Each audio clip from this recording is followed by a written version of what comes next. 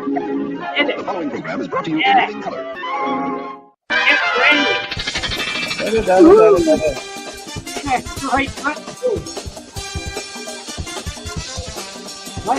It's Sunday afternoon, so it's time for Doc's Kid Party. Join Doc, co-host Jeff Kendall, and their guests. That's me. 2+ hours of fun, frivolity, and maybe fisticuffs. And now, here he is, your host, Doc Duckus.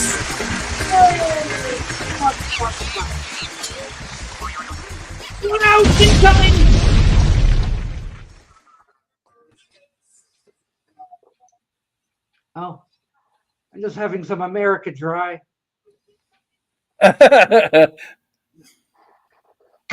Yes, so it is another Sunday. Yes, hello everyone.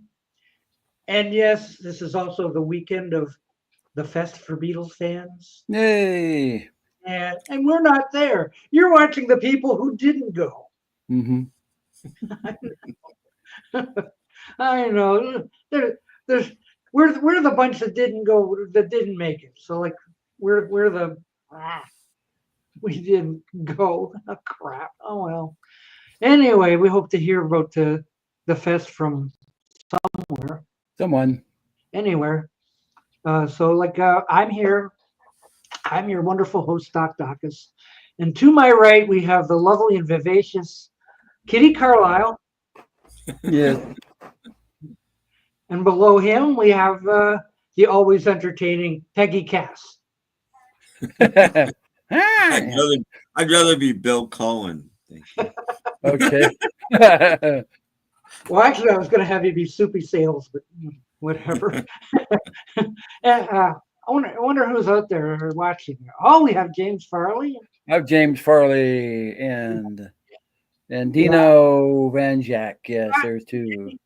Joe Manganiello didn't go to the thing either. Oh, geez, I know.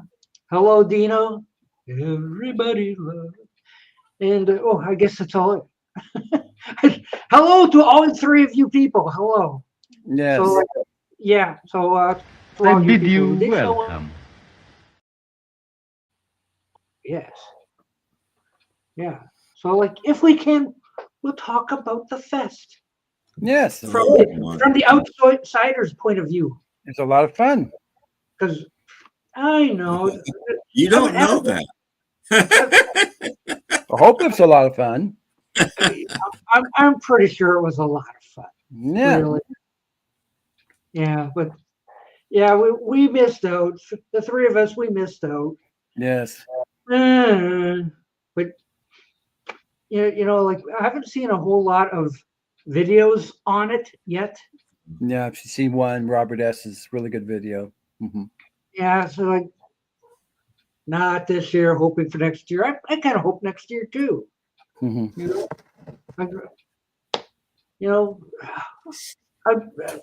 It was right up to the last. I could have went on Saturday. Yeah. You know, so like get up in the morning and drive like crazy and be there in 9 hours. James Farley's been to 30 of them. Wow. So why didn't you go this year? Huh. Wow.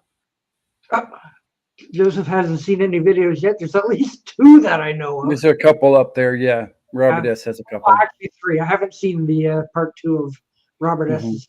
yet. But, Marv did it short. Did he? Okay. That has not come up in my recommended. So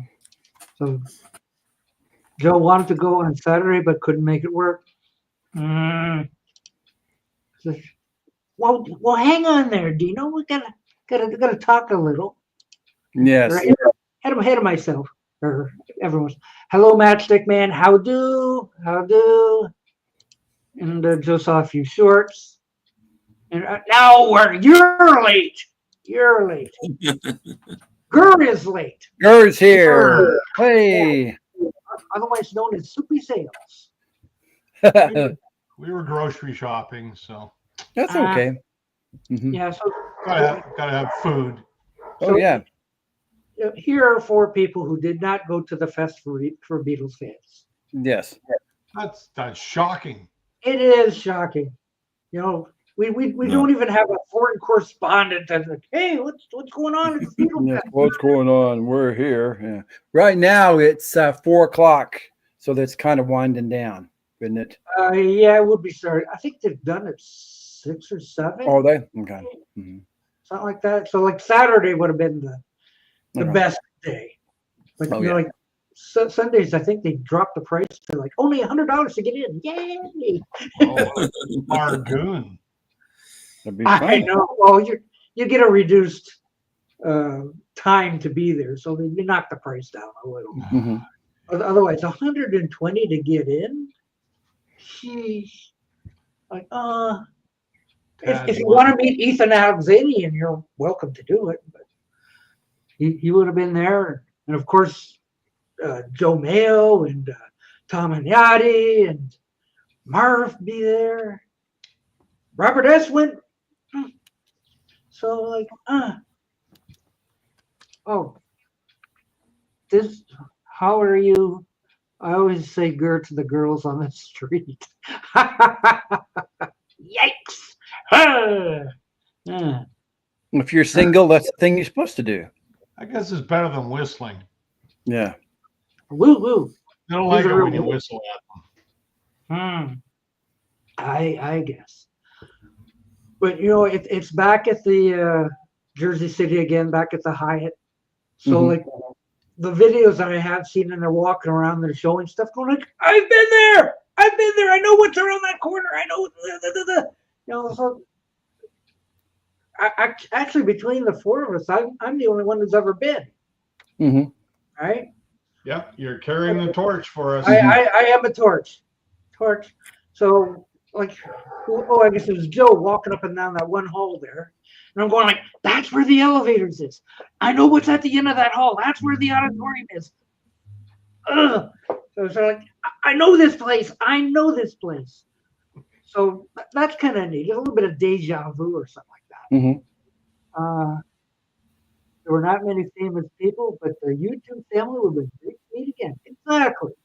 And that is part of the fun part, you know, seeing everybody in live, you know, Yeah. instead of on the screen, like what? You know, like you see them in 3D. There they are in 3D. And you get to compare setups in real life. So you can do that. Okay. Okay. Thank you. Okay. Yeah. Okay. But for me, the guests were kind of like, really, you know. So I know some of you may have wanted to see Simon Kirk. I guess. Yeah, That would have been that. nice. Yeah. I figured as much. Yeah. But Mhm. otherwise, that's Free and bad company, man. You got to talk to him. Martha Hoople. He was a Martha Hoople too. Mhm. Oh, I didn't know Yeah. that. Mhm. Yeah, he left to form Bad Company. He left Mott. Did he come all the way from Memphis? He could have been. Yes. That's where one of their hits. Yeah. That's the joke. Yes. Mhm. If I were to go again, I wouldn't buy you a ticket. I would just hang in the lobby all day. Well, yeah. Well, let's see. Like where Joe was in that thing. That's just up from the lobby. So Yeah. like where you saw like the stairs and the escalators, that goes down to the lobby where you come in off the street. Then you have to go up to this long hallway, and off to the left is where you pay, I believe, to get in, and the auditorium. The opposite way heads down to the restaurant, and there's all these like couches all along the way, and a bar. And there was the elevators there. I'm going like, I know this place. I know this place. This is so cool. But that's all he could show, because to get up where the actual fest is, you have to get into the elevator and go to the number 9 floor. Number 9. And that's where all the other, like the panels and the. So Okay, so we need to correct here. Simon Kirk wasn't in Bad Company. Mick Ralphs was, or sorry, Oh, okay. Wrong guy. Mick Simon Ralphs Kirk was in in Rock and Free. Okay, sorry. Yeah, because Kirk went from Free to Free to another Bad band Company. that he formed briefly And with then- Paul Kossoff, and then right into Bad Company. Oh, okay. Oh, wrong guy. Okay, sorry. Mick Ralph came from Motley Crue. Yeah, and And Ollie Boz Perry, you were wrong. Boz What do you- Burrell, the bass player, came from King Crimson.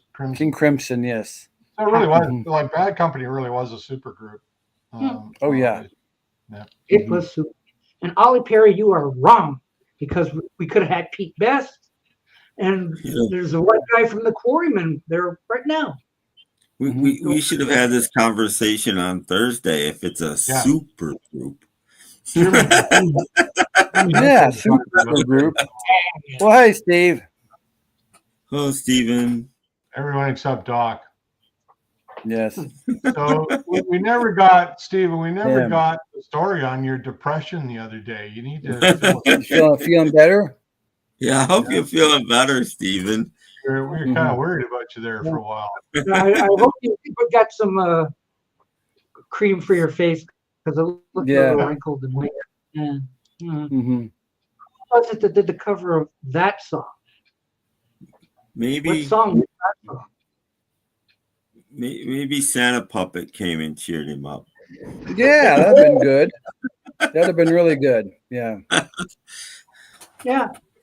And we've had Lawrence Juber and the other guy. They've been there too. Mm-hmm. This year we got Eddie Deason. Yeah. He's talking about the biggest. Well, Joseph, not very many of Paul's band members are actually still alive besides the last group. Mm-hmm. Denny Sewell, that's about it. Mm-hmm. I think Jeff Britton might still be alive. Oh, that one. Okay. Mm-hmm. So Yeah, all of these guys were in the last version of Bad Company. So this is Bad Company without Paul Rogers. Oh, okay. But they didn't, that's how they named themselves: Kossoff, Kirk, Tetsu, and Rabbit. Well, I didn't know Eddie Rabbit was in Bad Company. Yeah, that's John Bundrick. Mm-hmm. John Bundrick toured with the Who in the early '80s. He played the keyboards live. Yeah, he's on the Face Dances record. Yeah. Yeah, so that's who Rabbit is, John Bundrick. And I think Tetsu is the guy that replaced Ronnie Lane in the Faces. I believe that's right. That's in there. He replaced Andy Fraser in Free. Oh, did he? Okay, then he was in the Faces as well, I believe. He could have been, yeah. Mm-hmm. Yeah, in the later years. Yeah. Mm-hmm. So there I you go. did not know that existed. Huh. How about that? Yep. So that's what they did right after Heartbreaker, which was the last Free album. Then they did this album. Did that and then went into something else. Okay. Yeah, they all, and then Kirk and Paul Rogers formed Bad Company. Mm-hmm. So you could have went to the fest and got that album signed by Simon Kirk. I could have right there. Yeah, right there. There he is. They're right there. Right there. Right. Yeah. But like who did somebody ask a second ago? Isn't somebody there now? I forgot now. So someone's always taking my brain away from. I'm like, I gotta mention that. And brain and brain. What is brain? What is brain? What is brain? I don't know. What is brain? I Kit O'Toole was there. I'm gonna miss out on Kit O'Toole. Yeah. And Tom and Yachty was giving away shirts again. Mm-hmm. Wow. So because I've seen it on Facebook that here we are and look at all the T-shirts. They ever had 8 people. They all had a 2 legs T-shirt. Oh yeah, I saw that. Yeah. Somebody put like, well, where's my shirt? And I said, send us your address. We'll send you one. Cool. Yeah, exactly. We could have had May Pang. May Pang could have been there. Could have been. Eric Clapton could have been there. Yeah, he just had a birthday. Yeah, that's gonna happen. Mickey didn't come. No, Mickey. Well, Mickey was touring on the other side of the country. He's in California touring. He's doing a solo tour. That's what I hear. Mm-hmm. So Mickey was kind of busy doing his own thing. No, I thought we'd get Mal Evans' son. Yeah, that'd been fun. Mm-hmm. Didn't happen. There seemed like there's still a bunch of people, and you can't say, "Well, everyone's dead; they can't show up." But whatever happened to Mal Evans's anvil? Oh, the bang! Oh yeah, I don't know. Probably still there in the studio after all those years. Well, happy birthday, Dino. Yeah. So like, there's still people who they could get, but I thought this lineup was pretty weak. I wonder if Brian Epstein has some family living. Like, didn't his brother have kids? You know, like Brian Epstein's brother's kids. Brian Epstein's nephew. I don't know. Brian certainly didn't. I don't know. But, even last year we were saying, why don't they get that young policeman who was trying to stop the show on the roof? Yeah, that'd been fun. That would have been something. But because they don't want to, you know. I mean, yeah. Well, instead they got Neil Innes's wife. Mm-hmm. I wouldn't want to. I mean, there are all kinds of people being invited that could have got Sid Barrett's sister, because she's a retired nurse. She's got nothing to do. Neither does. Yeah. Yeah, I mean, her brother was a famous rock star. Hey, Gary. So whatever. Yeah. Mm-hmm. What about Helen Shapiro? Yeah, Helen Shapiro would have been good. Black. Where's Cilla Black? Yes. No, Cilla is no longer with us. Oh, well, that would be tough to get. That would be interesting. But Helen Shapiro is still there. But maybe who was that little girl who sang "Those Were the Days"? What's her name? Yeah, that would have got her. She could have sang "Those Were the Days" at the Beatle Fest. She's still alive. She disappeared a long time ago. Did she? I can't blame. Well, maybe she doesn't want to go. So that would have been interesting. Shirley Bassey. Yeah, she can go sing. Goldfinger. And where was Mr. Asher? Yes, he's busy doing something else. He was at the last. Brian Epstein had a brother named Clive. Okay. Who was born 22 months after his older brother. Well, as opposed to his younger brother. Mm-hmm. So he had a brother named Clive, but I can't see anything about Clive. Let's see, Jimmy Nicol is still in that airport. He's still sitting in Australia. He's still in that airport. He's probably got cobwebs on him, and he's part of the furniture by now. Yeah. Poor Jimmy. Oh well.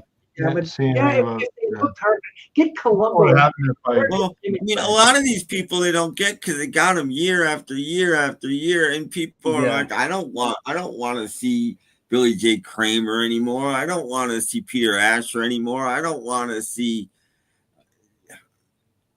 I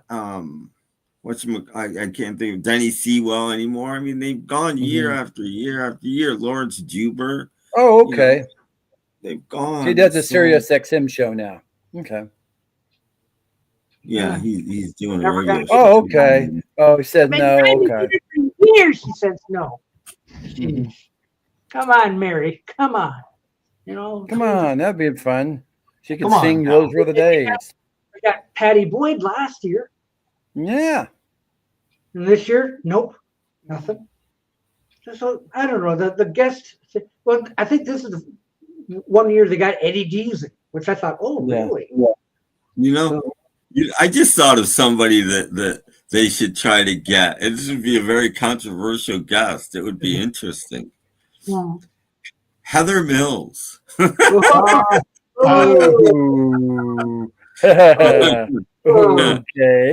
Somebody who would be interesting would be Klaus Voormann. I don't know if he's ever been. He's been there. He's done it. He's done it a number of times. Done it? Mm-hmm. Yes. Yeah. I didn't know that. Anyway, yeah, he'd be an interesting one. Yeah. And you know what? One guest I would have missed out on was Beatle Brad. Yes. He didn't go. What's a Beatle Fest without Beatle Brad? Yeah, no Beatle Brad. Darn it. Well, yeah, maybe next year. I'm not going. Maybe next year. Well, yeah, Patty was pushing a book last year, so she could come back. Yeah. Old Man Allen, that would be. Oh. Mm-hmm. I don't know what that means. Old Man Allen. That would be a. I'm confused on that one. I think he's talking about I think he spelled it wrong, and he's talking about my Heather Mills comment. Oh, okay. Eleanor Braun would be interesting. She was in Help, and she was also in Bedazzled with Peter Cook and Dudley Moore. That would have been interesting. Heather Mills. Heather Mills and Bedazzled questions. That would have been interesting. She's mean, though. Mm. Would you really want to meet Heather Mills? She's mean. She'd hit you with her leg. But she'd have to bounce. Yeah. Bounce, pop, bounce. But think about it. She knows more about, especially McCartney, than probably just about anybody else. Yeah.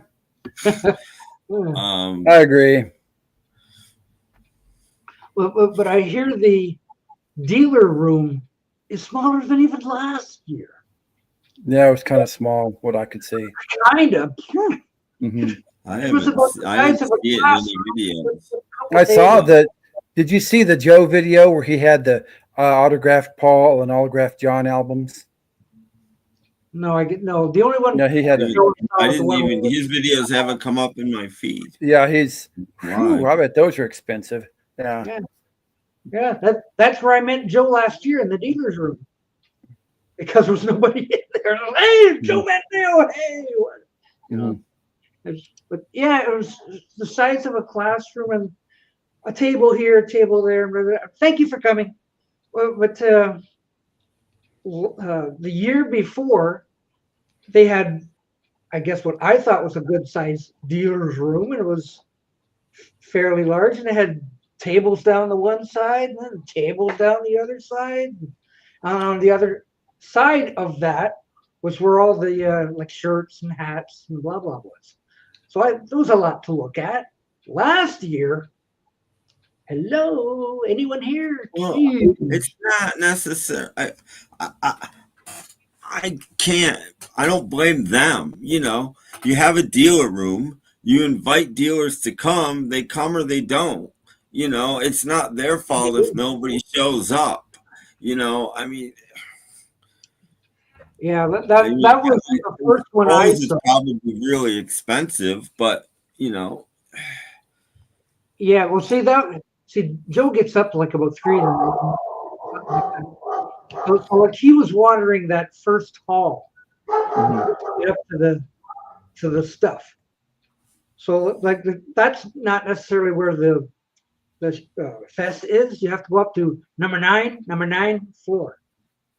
So he ran into Robert S. and he even had a bag full before he even started. I don't know where he got all that. Oh no, my enemy! What? Rick Angie did a video yesterday about the secret Beatles merchandise room that you never noticed. I'll bet. Yeah. Have Rick Angie. He wouldn't go to that. He'd probably go to a Comic-Con or something. But yeah. Yes, this is true. So many Groovy Fest people are gone. I know. But we're still saying, even right now, like they could have tried to get it. And maybe some of them are saying no. You don't know who they tried to get. You have no idea. I know it's hard to say. And, you know, like during the Joe video from yesterday morning, you could see Mark Lapidus running around back and forth. That's what he does. It isn't, you know, maybe they're getting to the point where they need to give it a bit of a hiatus and, you know, just let it rest. I think last year was going to be the last one. Yeah. Mark Lapidus is in his 80s now, so I think he's going to do it as long as he can. Yeah. And then the future after that will depend. But I think that's why he's not giving it a rest. Is I what I'm gonna do one now when I'm 86. I'm gonna do the next. He's not gonna do that. He's like McCartney touring. He's gonna do it for as long as he can until he can't do it anymore. I don't think he thought he was going to do number 51 because I don't think his kids want to carry on. No, this is what I'm saying. Either somebody else carries on or it dies, but he's not gonna end it while he doesn't have to. What's the one band from the 80s that you don't like? Bob Dylan. Oh, all of them. Bob Dylan is not from the 80s. Bob Dylan is from the 60s. Cheese again. Oh. I don't like Loverboy. Hey, you leave Loverboy alone. I don't like Loverboy. I don't like that band at all. I'm sorry. I don't like Loverboy at all. They're just bubblegum, in my opinion. I don't like the 80s, so I can. If they come on the radio, I turn the channel. I can't stand Loverboy. Hot girls in love. It's like whatever, It's a you know who discovered Loverboy, and this is true, and it says a lot about what they are and blah blah blah blah blah. Dionne Warwick discovered Loverboy, and they made their national television debut on Solid Gold. Did they? And she talked about it on Solid Gold. I was in a club in Toronto or someplace in Canada, and I saw this group, and she got them signed. And Dionne Warwick, Loverboy is Dionne Warwick's fault. Never liked them. Turn me loose. I never liked them. I just, and people who like them, that's great, but I'm not one of them. You don't want me to get up and put my Loverboy CD to it. They just sound like chick music. It's all anyway. It's just I don't believe it. It's pretentious. To me, it's the same as a lot of that other stuff that I don't like from that period. Yeah. I don't believe it. It's pretentious. It's trying too hard. It's Well, it's formula. It was formula. There's no substance. Yeah, there's no substance. Like I said, I don't believe it. It's not honest. So does this mean, like, if you're on a panel or you're one of the presenters or something like that, even those people have to pay to get in? Yeah, that's one of my problems with Beatle Fest is, you're on the program, you're in the show, and you still have to pay to get in. It's ridiculous. A picture of Kid O'Toole, and she had a lanyard with, like, a guest on it. And she still had to pay to get in.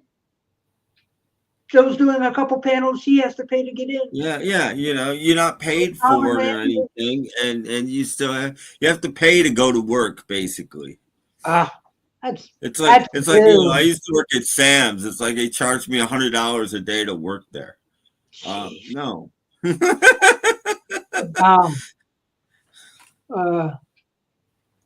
2000 was hi Paulina, by the way. 2000 was the last. That's like 25 years ago. Jeez. That was quite a few years ago, yeah. Yeah, so they've never been back. Huh. Yeah, yes, everyone pays. They even charge Eddie Deason to get it. No, I don't think the people that get, I don't think those people. I think there's those people don't pay, but that's it, Well, yeah. That happens with everything. Yeah, YouTuber fan. All the YouTubers. Everybody's got a vlog. That's the whole idea. Everybody vlog. Well, we could do that right now. We could turn this into our YouTube Beatle Fest, and people don't even have to pay to see it. We are. Yeah. We're doing the people that didn't go. Yeah. Right there. Hello, George. Hi, George. Yeah. That's out of order. George. Yeah. Must be tough trying to be for all seasons. That's a lot to live up to. No. It's all 4 seasons because he's a Frankie Valli fan. You see. Yeah. But I mean, if you get, that's kind of hard. I do one season at a time. Yeah, no, it's off the penny. the fest for Beatles fans. But anyway, you buy your souvenirs. You do. And all your so they Mickey charged for a pick and autograph. That's right. $40 for an autograph. Is he sober enough to hold a pen? I blame Denny Lane for that. Denny Lane was the first one, as far as I know, that started charging at Beatle Fest, and then everybody said, "Hey, that's a good idea." See, there you go. Not at all on cover. Oh, music, but with a spin on the Four Seasons. So he'll tell you about Engelbert Humperdinck. That don't worry. Yeah. But yeah, well, see, Mickey Dolenz is like a robot, and even 40 years ago on an episode of the Monkees, when he was signing autographs in one of those, like, let's show them in real life and all this kind of stuff. He's signing autographs. He's like, oh, you saw that? I think it was Monkees on Tour, I believe. Whichever it was, but I mean, he's like, and he just smiles and signs. He doesn't talk. Well, 40 years later, it's the same thing.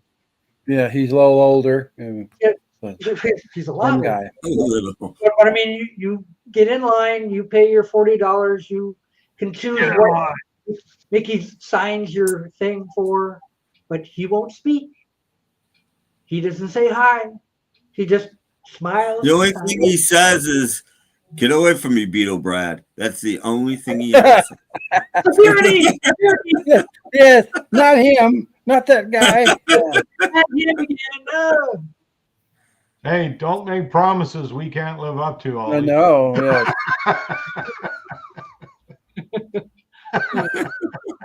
Yeah, Monkees Monkees on Tour. Yeah. No pressure at all. He's a signing robot. He did the same thing at the fest. He's just I thought I was going to get a word out of him because I brought his book to sign. And I thought he was going to go, "Hey, somebody bought my book. Hey." Nope. Next.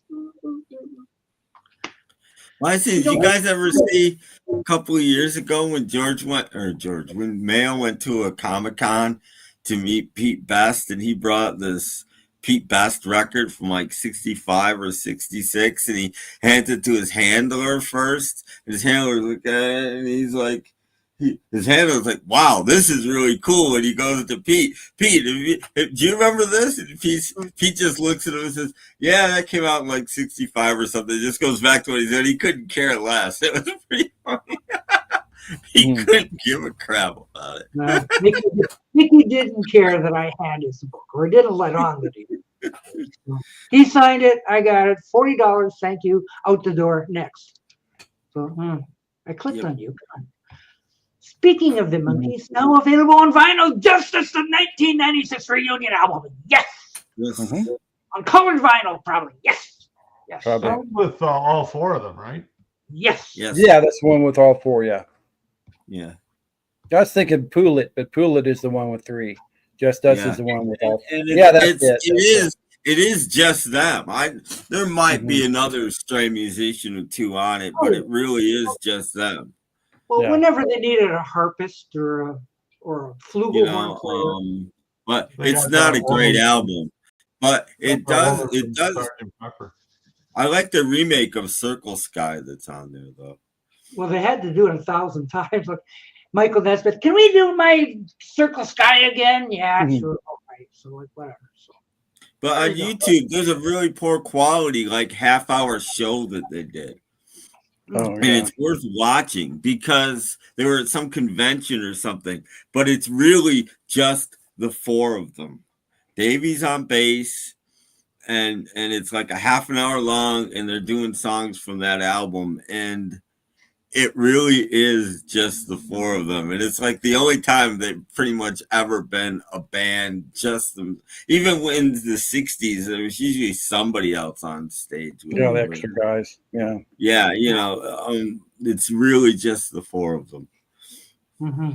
I am jealous of Joe Manganiello here. He got Mickey to talk to him. I said, "Hey, that Sometime in the Morning is a great bookend with Diary." He gave me a smile and said, "Oh yeah, that does work." back to signing. What did he? 1, 2, 3. He got about 5 words out of Mickey. Oh, congratulations! Hey, yeah. Hey, way to go! Yay. Yeah. Plus, headquarters had all 4 of them playing. Yeah.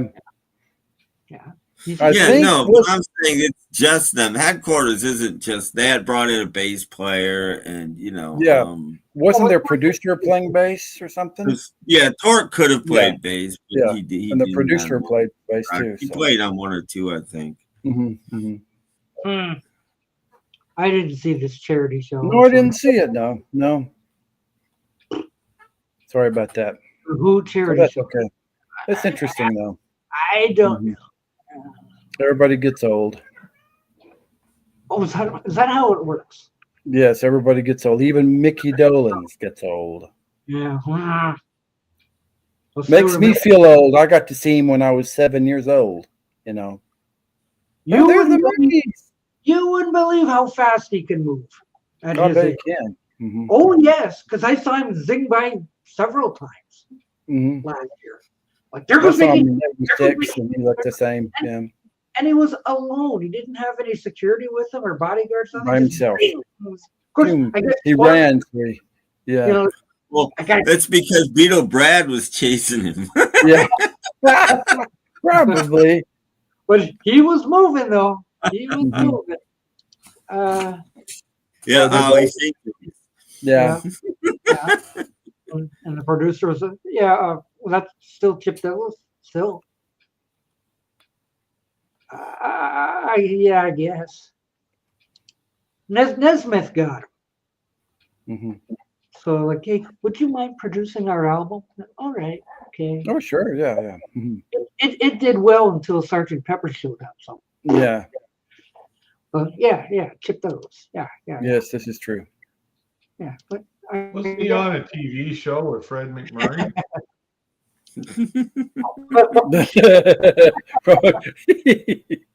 Yeah, he would. No, but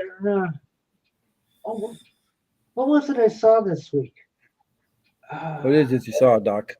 Yeah, one of those dumb 60s shows that you can only stand a minute. That narrows it down to about 200 shows. Yeah, I know.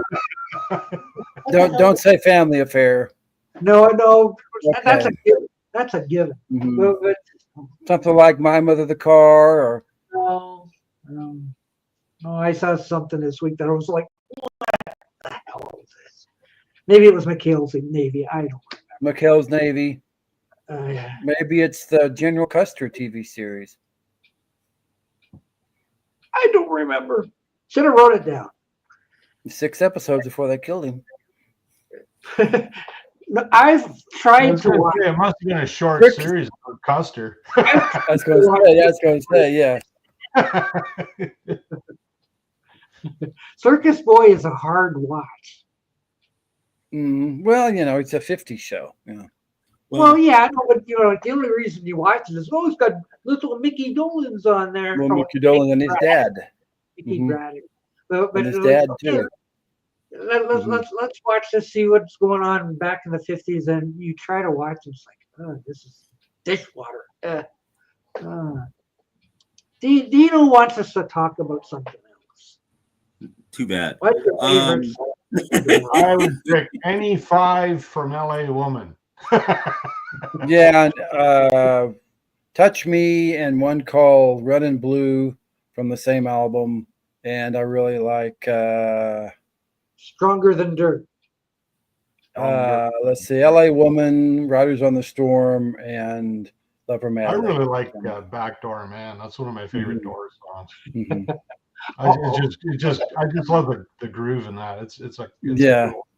I'm not a big Doors fan, so I love LA Woman. It's one of my top 5 favorite albums. Roadhouse Blues and God, I just Break On Through are probably my 2 favorites. What was that about Backdoor Man?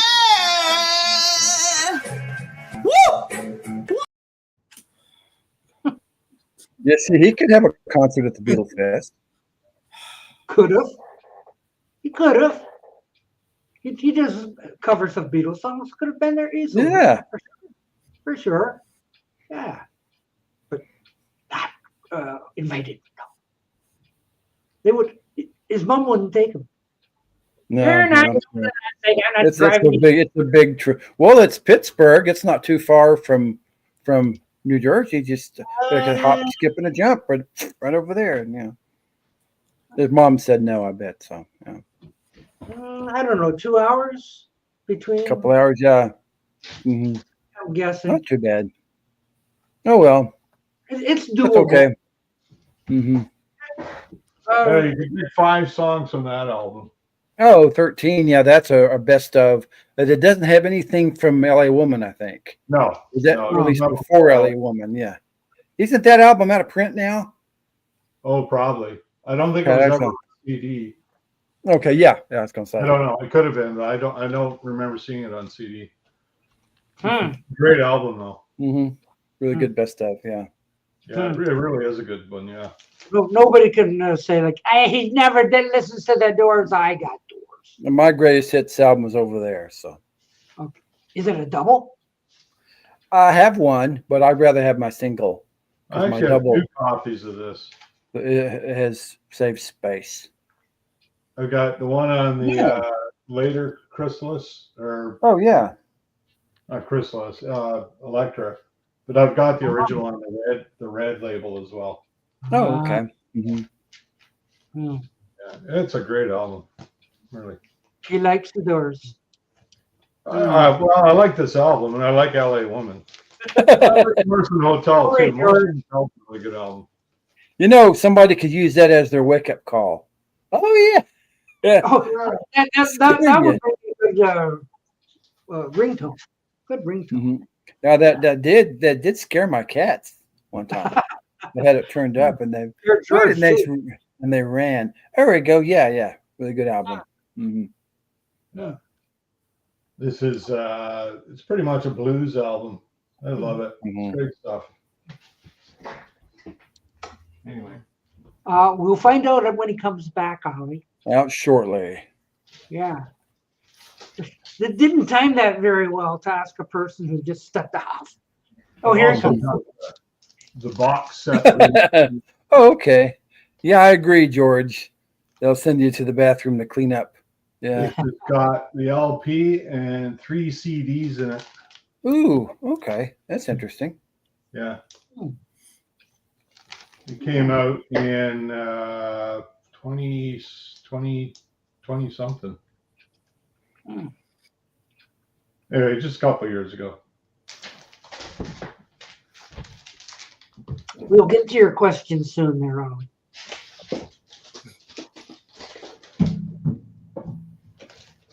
And then I got the LA Sessions, LA Woman Session. Oh, okay. Yeah. Another box set. I bought this from RG Records in Winnipeg, Manitoba. The world's best record store. Mm-hmm. It's got one in Winnipeg. Mm-hmm. It's a small one, but it's a good one. Hey, guess what? We have a question for you, Mr. Gurr. Has Gurr been listening to more Ava Cassidy? Yeah, just kind of on and off, but I think I showed you this on Thursday. Yes. Which is good. I haven't actually listened to it yet. I got all her stuff. I downloaded all her stuff on my iTunes. But, yeah. She does a really nice version of Songbird and Bridge Over Troubled Water. She does a nice version of that too. Mm-hmm. She's nice too. There's a lot of nice versions of a lot of songs actually. Yeah, like it. Yeah. Yes. Yes. That's usually what you got to do when you wake up, anyways. Take a trip to the bathroom. So. Yeah, pretty much. Yes. Is that? I'm sorry, I don't speak Japanese. I know this is true. I don't think it's from Japan. No. Oh. Okay.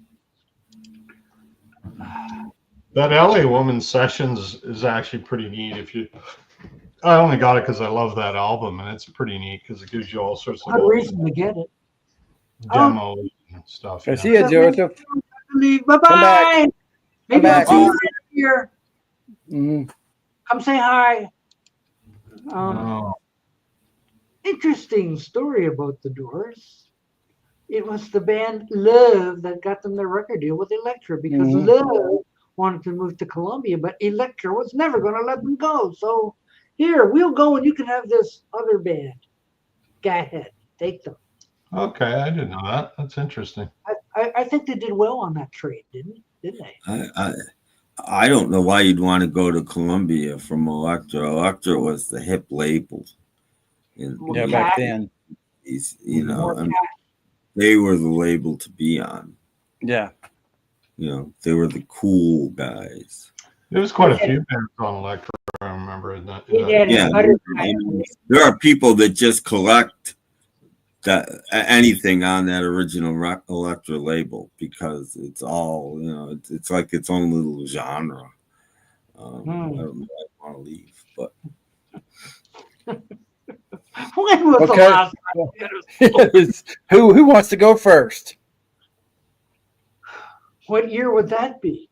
Well, that would be decades. Yeah, no, that is going back decades. Yeah, me too. I remember me and my high school buddy. We were just might have been just out of high school. We used to go to our buddy's place every Saturday night, watch the hockey game, and play card games and stuff, just goof around. And we came in. We both bought a couple of big White Owl cigars, right?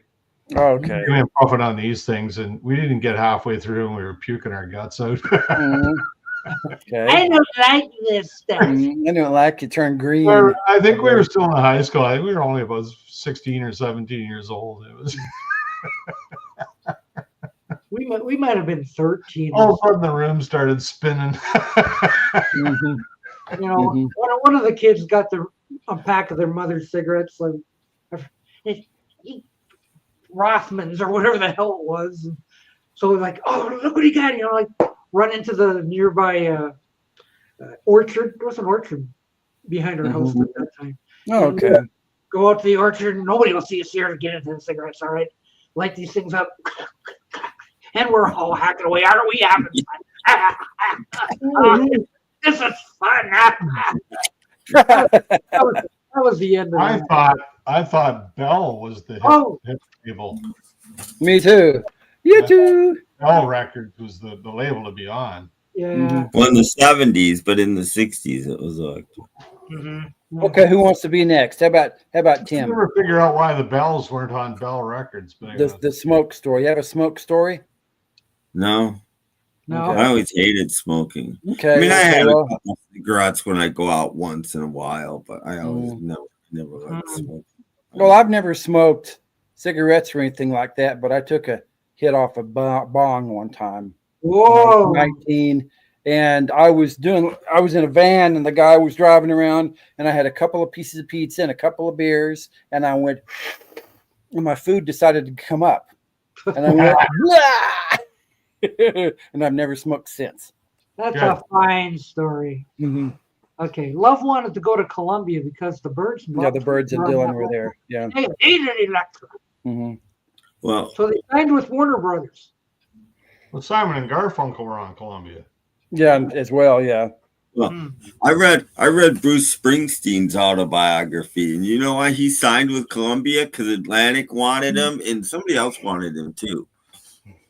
Why? But in the early 70s, Bob Dylan had done a couple of really lousy albums in a row. And he was still on Columbia. So Springsteen's like, well, that's a good sign. In case it doesn't really work out, they might not kick me off right away. So that's really why he went, because of Dylan's lousy Columbia albums. He's like, okay. I've heard that there's a 3-part documentary about this guy that claims that Jim Morrison is alive and he's lived in New York, and you have to buy it. So I'm going to wait till it's free and watch it then. I don't believe it. Knowing his personality and everything, he couldn't have stayed out of the public eye for his whole life. That wasn't his. And his body was shot, wasn't he? He was in bad health. Well, yeah, they said he was coughing up blood. He was big. You might say he was in bad health, yeah. Yeah, he was coughing up blood and like everything. Elvis blew up at the end. Yeah, I mean, the same thing.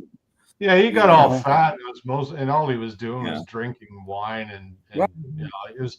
Me too. But it's interesting. BS. I can't see him being alive and staying out of the public eye. I can't see that.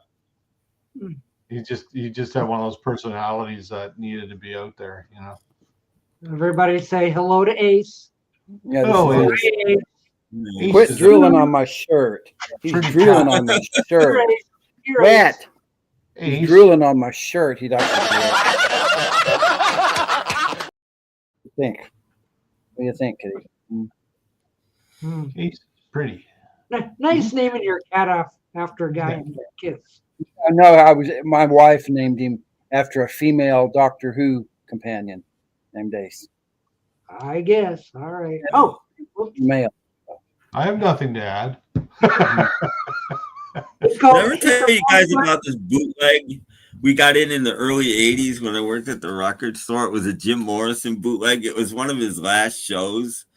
It was a drawing of him by one of the two, guys that do bootleg covers. And it was on it was either on Trademark of Quality or one of the labels that used the pig as their mascot. So it was Jim Morrison with a pig face, and he was absolutely huge. He's on stage, his shirt's riding up to like here, and you see the big fat belly, and he's got a microphone in his hand. And the album was called Jim Morrison, Get Fat and Die. And see, Jim Morrison's only 27 because Elvis was 42. Well, there's all kinds of pictures of him in Paris before he died, and he was definitely heavy. Like you could see it in his face was all. Yeah.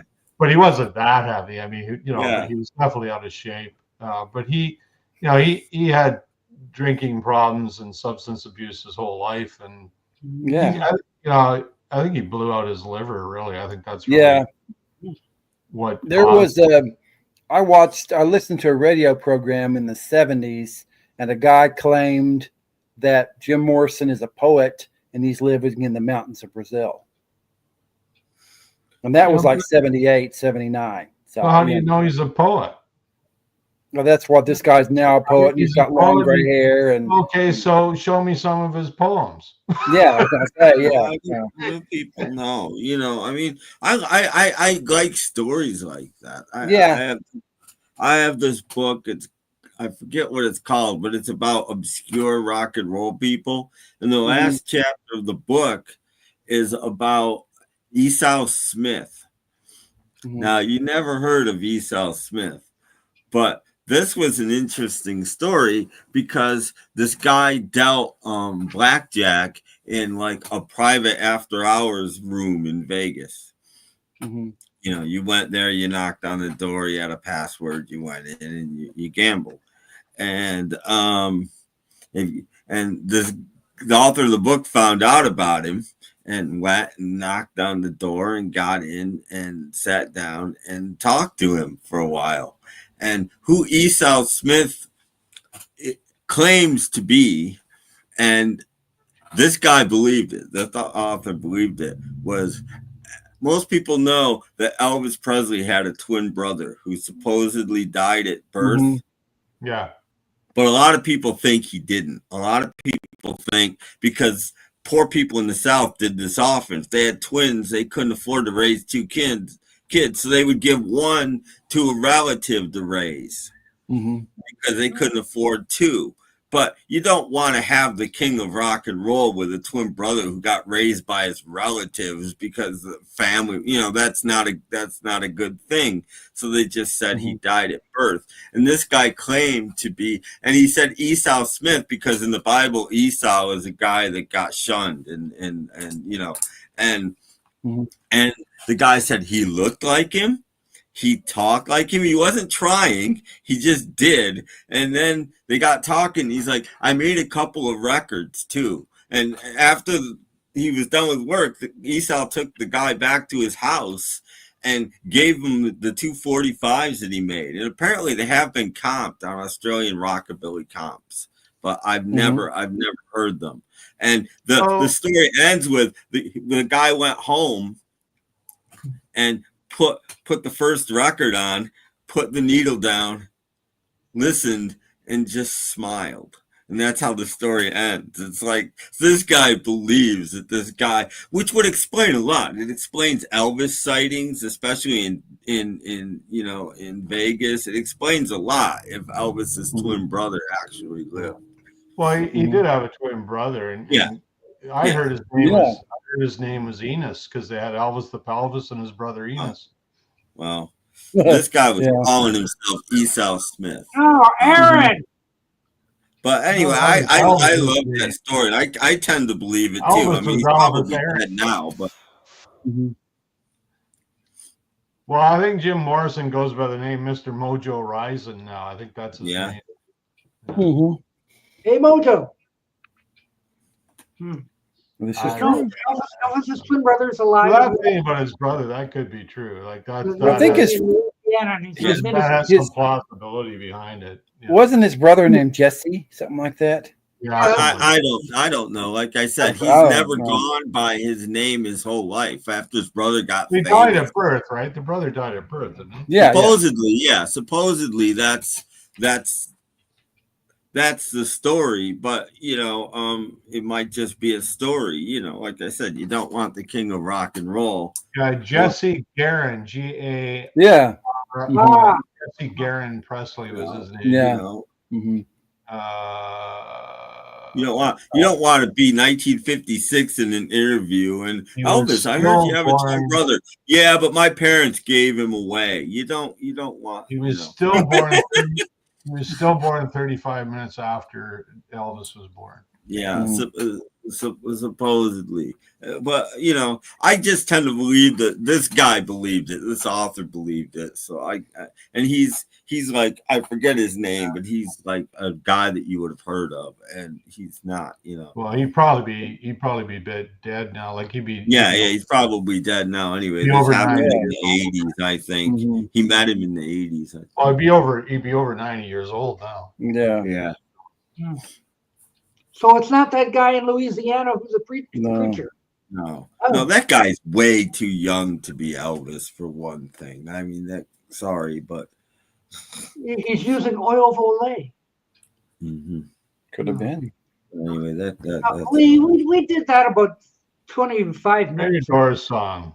We did that already. I gotta go with Riders on the Storm. I think. I love the vibe in that song. For me, I think it would be "Touch Me" because I saw them performing on Smothers Brothers. I know it's not "Light My Fire." Ugh. No, that one's been run to the ground. "L.A. Woman's" a pretty good song. Yeah, I was gonna say maybe "L.A. Woman." Let's go to "L.A. Woman." Okay, good enough. Okay. Anybody got anything since Thursday? Oh well.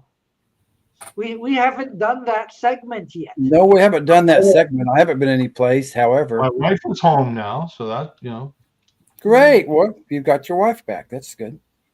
Okay. You got something back. Away on a trip, folks. She wasn't sick or anything. She was away on a trip. Yeah. Well, I have nothing new, but I have something to show. Okay, what do you got? Here we go. Robin and the Seven Woods soundtrack. The soundtrack, the movie. I have the movie of that. Yeah. That's a good movie. It's got Peter Falk in it. Yeah. Wow. He doesn't sing, though, I don't think. He doesn't? I bet Vito Scotti's in it, too. Probably. Vito Scotti. His man. His name is Vito Scotti. Vito just did TV. He did some movies, too. He must have done some movies, too. I'm sure he did. He was too busy doing TV to do movies. I'm sure there's a movie with Vito Scotti in it someplace. Okay. He was in my turn. Well, we're talking about Beatle Fest, and I have a couple of interesting Japanese Beatles CDs. So if you want to. Yeah. Wait. I'm not ready. Not ready. I'm sorry, I don't speak Japanese. First, but you can show them anyway. Remember that there's a different copyright laws in Japan, and this is part of a Japanese box set. This is basically, this one's called Love Ballades. By the Beatles. It's the Beatles story. Ballades. Yeah, somebody in Japan can, It's really good quality. It's got material starting with the B-side of Love Me Do, and it goes up to She's Leaving Home from Sgt. Pepper. It's a pretty good CD. Mm-hmm. This came out in Japan. Maybe our Japanese viewers can fill us in on that. Mm-hmm. Yes, and it's part of a box set of a 3 CD box set called The Beatles Story, and I've had it about 20 some odd years. I have another one here, and this is a bunch of songs they just threw together to sell, and this is Beatles 1968 to 70, and you have to be careful because this one has a parental advisory. Ooh. And this is the actual CD I got from eBay, a parental advisory, so you can't be real careful. So don't play that in front of the kids. Right. Don't play that in front of the kids. You might corrupt them. So those are both from Japan. Mm-hmm. And you don't have to be Japanese to enjoy them. No. Oh, okay. Who's next? What's that you have there? What you have? In honor of the news about Randy Bachman and Burton Cummings, possibly and likely reforming the Guess Who, I thought I'd show you. This is a new. Wow. My Bachman Cummings the collection, not a collection, the collection. It's a big box. That's a box. 7 LPs and a 64-page book. Nouvelles collection. Most of it is, I'll just quickly show you, most of it is Guess Who albums. And then they've also included, there's the book. Comes with the book. It's kind of nice. It's got some like essays and stuff in it. Pictures. It's pretty good. And then most of it is some Guess Who albums. Mm-hmm. The RCA years, not the earlier stuff, but the RCA. So it's got their first album, second album. Mm-hmm. You might have heard of this one. Mm. Spare the Land and So Long Bannatyne. And then it's got well, you go over there now. It's got a Burton Cummings greatest collection. And a Randy Bachman greatest sort of collected. Mm-hmm. Most of this is BTO stuff. And there's Burton's. Oh, okay. Yeah. So anyway, I just thought I'd show you that if you guys Interesting. are into them. There's also a little. This was attached to the back. So I just put it in the box now. Oh, you can buy them again. Okay, that's what you can buy them again. Kind of like a little. So you can buy all these records separately now. Yeah. Are they available on CD or just album? That's a good question. I don't know. I don't think they're available on CD. Okay. They have been in the past, but not of this particular vintage. With that bottom. Okay. Mm-hmm. That's okay. What do you have, Tim? Well, unlike everybody else, I have bought stuff since Thursday. Oh boy! You go last anyway. That's okay. But before I show anything, I want to say that I finally got a new podcast up after like over a month. That's right. Good. It took me literally all night. I didn't go to bed till 7 o'clock this morning. Whoa. But it's up. So I'd appreciate people listening to it. Snapcracklepop.podomatic.com. It's up. I'll go right now. Frustrating. But anyway, okay. I got 4 CDs. Mm-hmm. I don't even know what this is called. I can't read it. Let me see if you can. You guys probably can't read it. It's Marty Jones. Marty Jones, yes. Marty Jones and somebody's feet. the title. What does the title? My something or other. My long. My long. I can't read it on the spine either. My long something life. My long. Hard life, I think, maybe. Okay, my long hard life. But anyway, there's Marty. Okay. And if you don't know who Marty Jones is, she was in a group called The Shirts. And she's done solo stuff. And she did a demo for a song called Walk Like an Egyptian that the Bangles heard. Bangles heard her version of Walk Like an Egyptian. And they did it. Recorded the song. So I like her. She's got an interesting voice. She's cool. Charlie Rich. The complete High recordings. Now, High was an R&B label, and he's one of the few non-R&B acts to be on High Records. And I've never seen this. His High stuff is really rare. I have one album of his on High. But so to get all of this stuff gathered in one place is really cool. I like Charlie Rich. I think he's a great singer. So there, Charlie Rich's High recordings.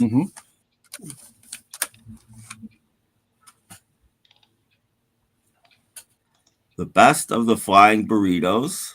Okay. Is that all the lineups?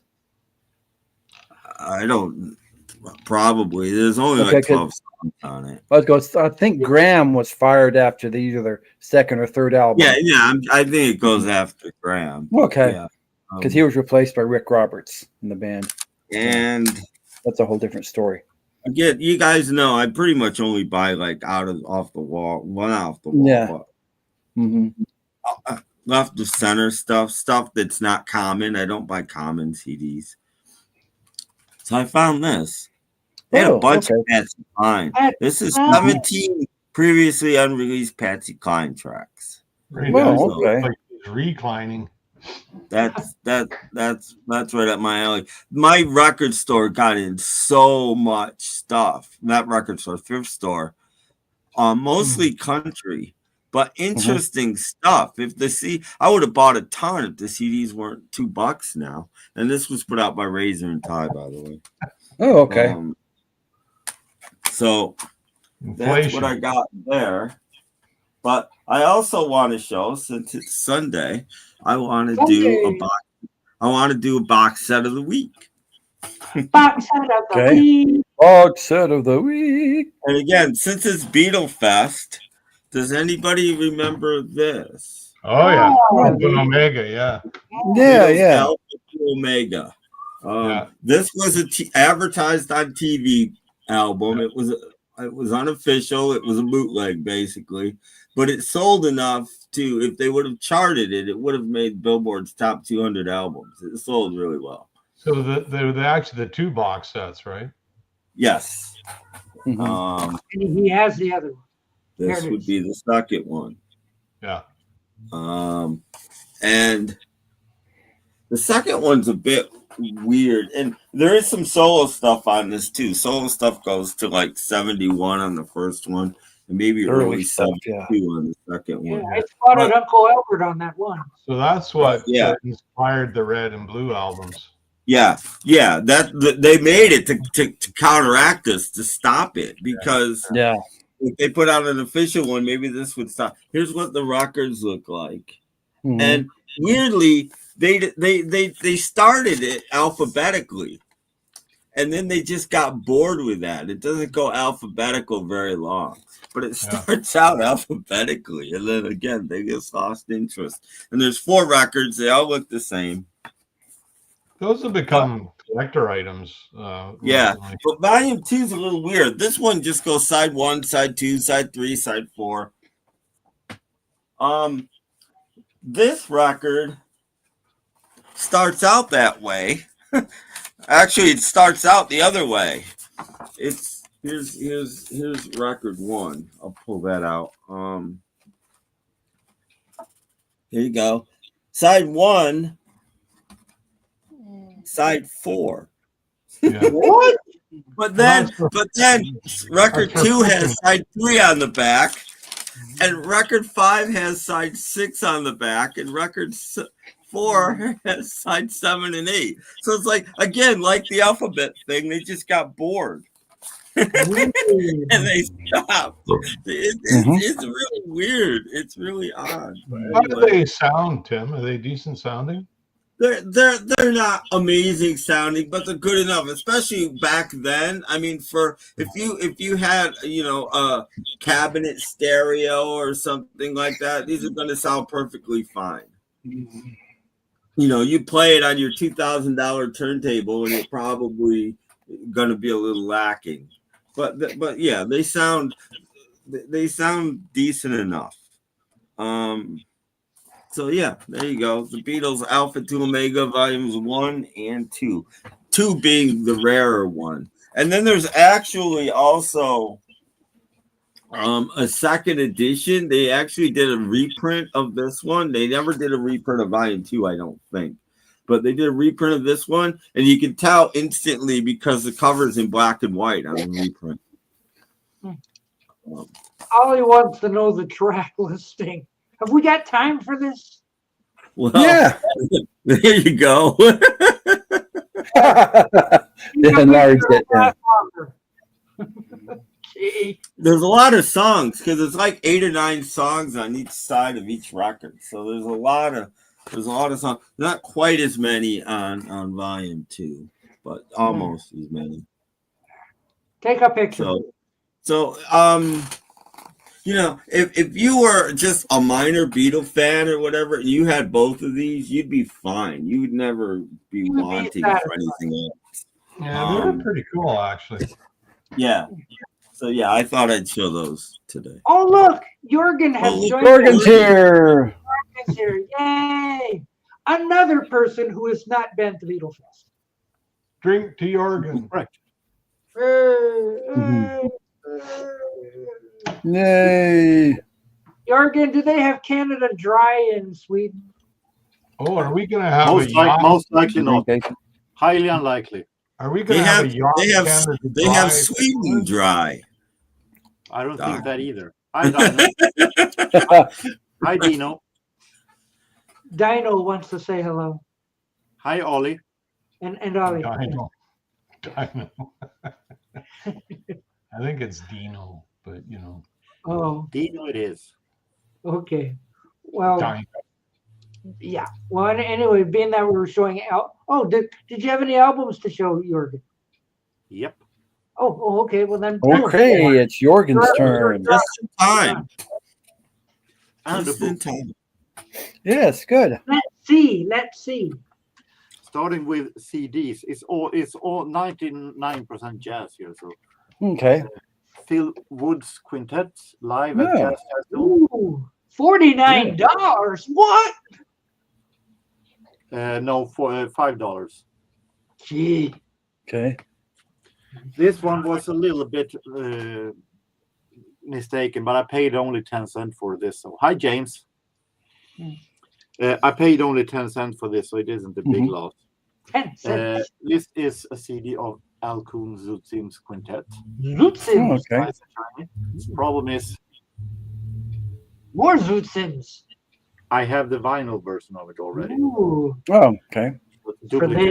For days he can't make up his mind which to listen to. Well, it's hard to play the vinyl in the car. Yeah. Yeah. I don't have space to have a listening copy, so. Actually, it's not hard to play it in the car. You just can't drive the car when you're playing it. We have some 45s. Ooh, 45s. This is a really interesting one. This is not jazz, but this is Swedish vocal group Hootenanny Singers. Oh, okay. This is the band that Björn Ulvaeus from ABBA. What? Mm-hmm. Yeah. Oh yeah, that's him with the guitar. Yeah, that's him. That's him. The interesting thing is here that this is live at a school in Stockholm. Mm-hmm. And they themselves, maybe it is, but it is not that fun to buy. Buy No, in the just kidding. lunchroom. But they themselves went to a school in Västervik, and the guy standing there is their art teacher there. Oh, okay. So all of a sudden he joined in the concert. And that is the guy here, Lars Frosterud. I checked on Discogs of this. This is worth $15. I paid $5. I paid 50 cents. Oh, Cargoon. indeed. We have now all jazz. We have Kay Winding and J.J. Johnson. Okay. And Benny Goodman. He's dead. I got news for you. All of these are dead. Oh no. No. Newsflash. No. This is interesting. Complete Tony Scott. Normally he plays swing, but interesting. Wow, he didn't do very much. Interesting thing here is he plays a lot with the guys like Bill Evans, and we have Thad Jones. He plays bebop. Well, if that's everything he did, But that's how complete it is. One record. Volume 2. Volume 2. Oh, volume 2. We did twice that much. It is like it's volume 2 of 35. They're no longer composing; they're now decomposing. Jerry Mulligan sextet. Is he related to Terry David Mulligan? Pardon? They're not going to know that. More Jerry Mulligan. The new Jerry. I've heard his name. Yeah. The new one. What happened to the old one? I've heard his name. Charlie Shavers is a great trumpet player. I never heard of Larry Leroy Holmes orchestra. Yeah, look, it's been autographed. No, it's by somebody. No, it's not an autograph. Isn't Leroy Holmes a keyboard player? I could be wrong. I wouldn't bet on that. This one was conducted the MGM Orchestra. Ooh. Oh, okay. I still think Blake is Jazz Messengers. he did a good version of the James Bond theme, I think. Charlie Shavers wanted to be ironic. He would grow a beard. Underrated band here, Mills Blue Rhythm Band. Well, It's so underrated. I've never heard of them. yeah. More Jerry Mulligan and his orchestra. Boy, He's got a Gordon Lightfoot. He look going on. changed a bit between those two releases. Yeah. Yeah. And we have a Jerry Mulligan concert jazz band. You bet your ass I'm in it. What's it say? What's it say? Zoot I'm sorry, I don't speak Swedish. It says it is a gift from someone in a gift from a big. This guy who owned this was obviously kind of a jazz musician. So it says to that person on the 60th birthday from Kramfors Big Band. Okay. There's a birthday present in. Yeah. Those costed me 10 cents each. Oh, that's not bad. This is another book with catastrophic cover sleeves. This is for Doc's album of the week. Okay. Yeah. Oh, I see. Okay, yeah, it's goofy covers. Yeah. Nice. How about favorite March of Children? Yeah, that's interesting. Oh, there we go. Cover your ears. There's going to be a big noise. And we have one of my absolute favorites. What about Buffy and Jody? Yeah, that's what they did in their spare time. They put Mr. French inside that thing. Here. He wants to see your Partridge Family records. Have a little patience, Lee. Yeah, he's showing other things. I guess by judging from this picture, one of the members of the Village People might have gone solo. Oh, okay. Okay, just one Village person. Wondered about that construction guy. Yeah. I've always been suspicious. You like to wear these? Holy cow! Wow, look at those puffy sleeves. Yeah, Wow. That's the Village People. They stole before those. No, they stole those from the Osmonds. Yeah, it looks like it. There are actually smokes in those sleeves. Anybody want some shoulder pads? Oh my gosh. Got to Yeah, go play football. I think they got a curtain rod in the back there holding those up. Yeah. And how about to take a little bath with Carlos? Oh, that were I got that. There you go. Yeah. Didn't he play Superman in a Greek movie eventually? Well, maybe we could take a shower with the moonlighters. Oh, okay. What happened to their clothes? Whoa. They saw the gatefold of We're an American Band and decided to copy it. Look at the face of the band. The faces of the face of the band says only one thing: die, you son of a bitch. Yeah. Sid Custream. Yeah. Yeah, something like that. Don't blow that thing in our faces. Yes. Anybody in for some smashing frogs at the amusement park? Oh, Hux Huxflex. Flux. I love that. Hux Flux. They're like the Yes. Flying Nun. Those colors could lift them right up in An the air. example: this guy who wrote this has had a blog that he turned into a book. So Okay. Interesting. I would highly recommend it. Mhm. Yeah. Very lovely. Yeah. Time for the album of the week, but yes. Oh, it's the Peanut Butter Conspiracy. Yes. Okay. What? Not featured in this one. The Peanut Butter Conspiracy are a good group though. So Yeah. Yeah. probably a good album. Mhm. Yeah. And I know Jeff will hit me over the head if I don't do the. Oh wait a Death minute! of the week. I don't have it ready. Well, Jorgen, next time I'm in a Swedish bookstore, I'll pick that book up. And renegotiate. It is a few years old, but Interesting. I found it at the thrift store. So Fun stuff. We'll have the death of the week for you in just a.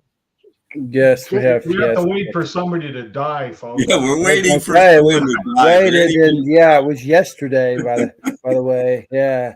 You're all waiting for the death of the week. Any Yeah, minute yeah. now. Hang on. Yeah, we had one guy. We had canceled him because somebody else came. I know. Well, it's of the week. I'm sure this Yes, guy yes. drops the other. Yeah, he does. Yeah. Richard Chamberlain. You remember him from Showman. finally, name I know of. Dr. Kildare, and he did a bunch of Yeah, I know miniseries, who it is, and finally. Yeah. Mhm. Yeah, exactly. Coming in on the wire. Yes. Mhm. We got it here Yeah, first. he was 90 years old. Heartthrob. Yep. 60s. Rest in peace. Yes. To be honest, I thought he was dead long ago. Bruce. Mhm. Guy. Did we do George Foreman or was that last week? Yeah, that was last week. There's last week. Yeah, everybody got their grills out, Yeah. Yeah. or Doc did. Because everybody was buying George Foreman Mhm. grill last week. Like, Yeah. we died. We must buy the George Foreman grill. No, who was that other guy? I forgot his name already. Bruce. Glover. Yeah. Mm-hmm. I think. And Bruce Glover was in a James Bond film. He was in Diamonds Are Forever. He played one of the bad guys. Yeah. Lee wants to see some partridge family. Oh, all right. Yeah. This guy's. Yeah. Yeah. Ah, ah, there you go. Ah, even the back. Ah. Ah. Okay, got that over with. Well, I guess I Some got to people show have him. favorite There you go. segments That's of what- the show. Yeah. What was that? The Black Album? With the back cover of No, this is the back. This is the OG. This is the first one that started this whole stupid thing. yeah, I was gonna say. But I made it. So there's a nice inside though. I can show the inside. There's a nice inside. Oh, okay. Okay, yeah. Let's stop it now. The mine has a picture. Oh, there you go. Oh, and the original drummer's in this picture too. T-Doc. Yep, that's him, all right. How dare they use that?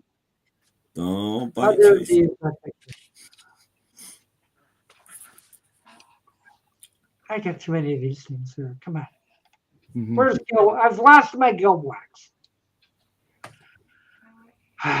Jeez. Him. So hard to find stuff on the fly. Mm-hmm. True. Gil wax. Yeah. Okay. Mm-hmm. Jeremy Gilworks. There's too many buttons here. You never know what you're gonna get when you push them up. Hi, folks. I think Eric Carmen stole Jeremy's haircut. I think you're right. Yeah. Yes, he is. All day. Yes. See, don't you see? Yeah. Mm-hmm. I love Sparks too. Mm-hmm. Yeah, we haven't broke away for a commercial yet. I'm sorry. I'm sorry. We better. What we got this time? Be right back. People are expecting a commercial, aren't they? Yes. Okay. Commercial time. The meat round spaghetti you can eat with a spoon. Uh-oh, SpaghettiOs. The neat little meatball that'll fit on your spoon. Uh-oh, SpaghettiOs.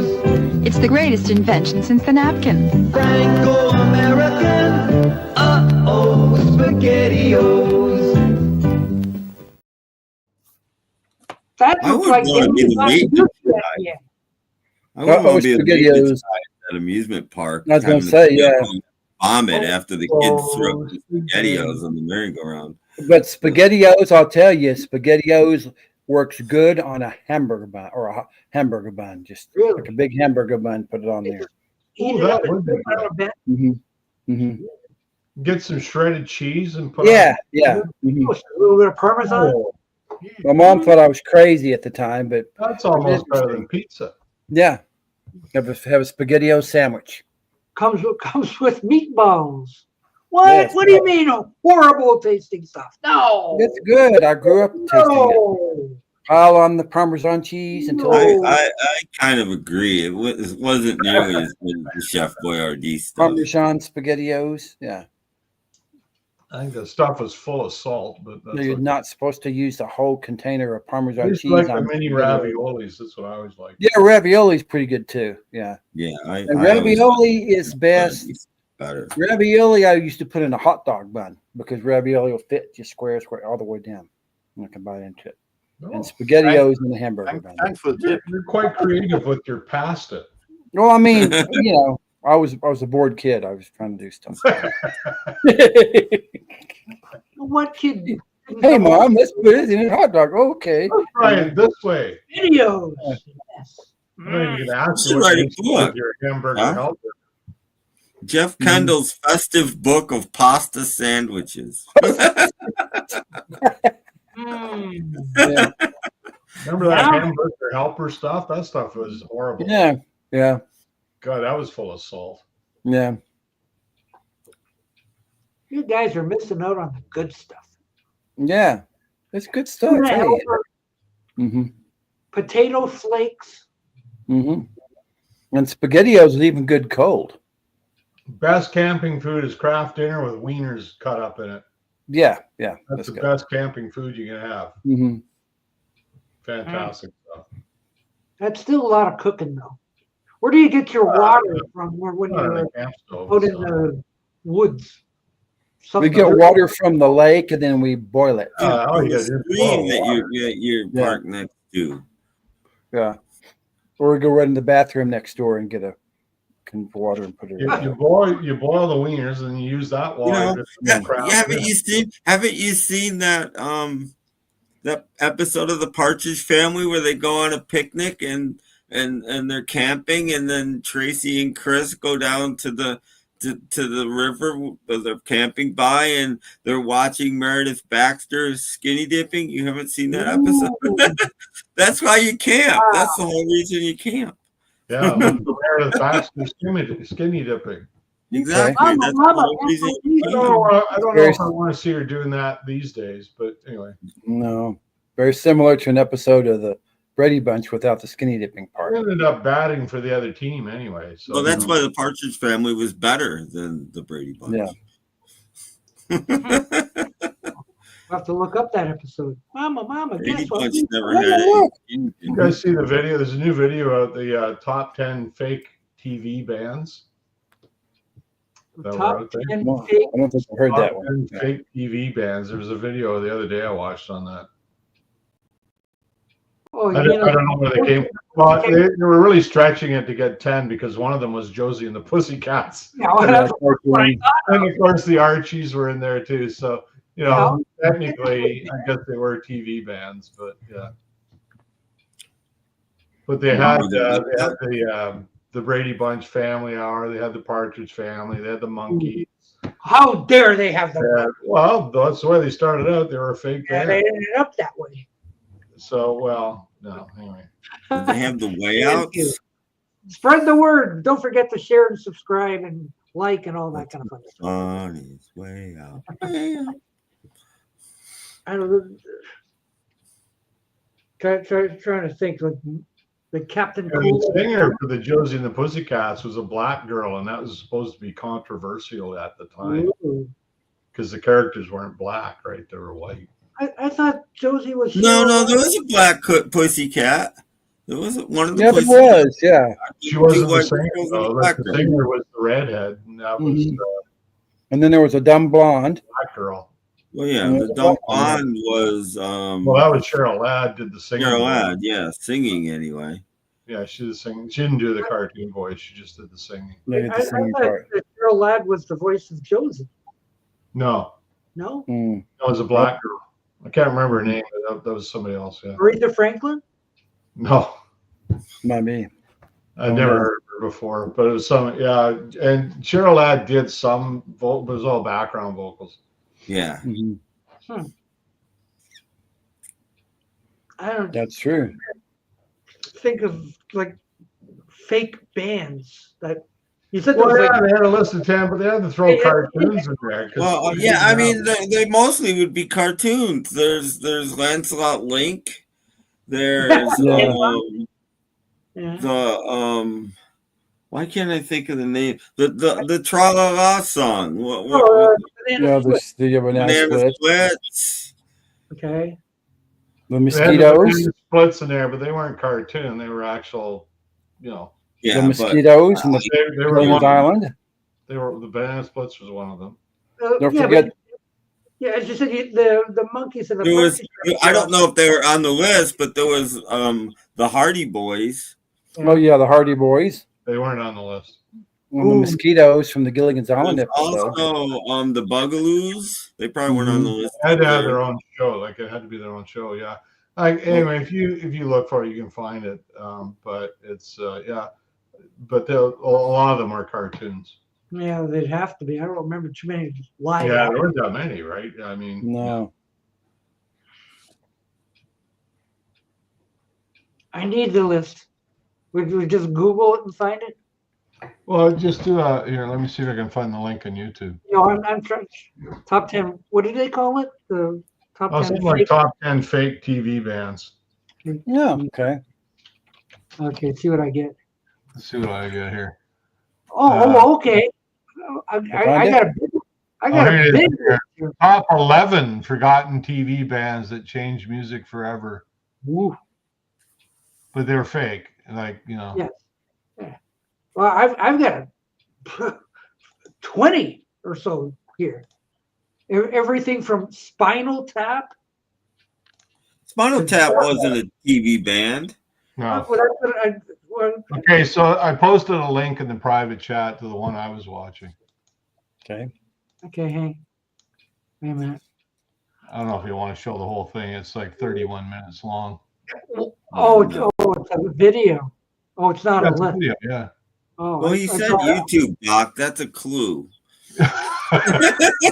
Well, for most people, it is. You got your detective skills, and that was a clue. Well, here, I'll just skip through it and let you know. So we had the Monkees. Mm-hmm.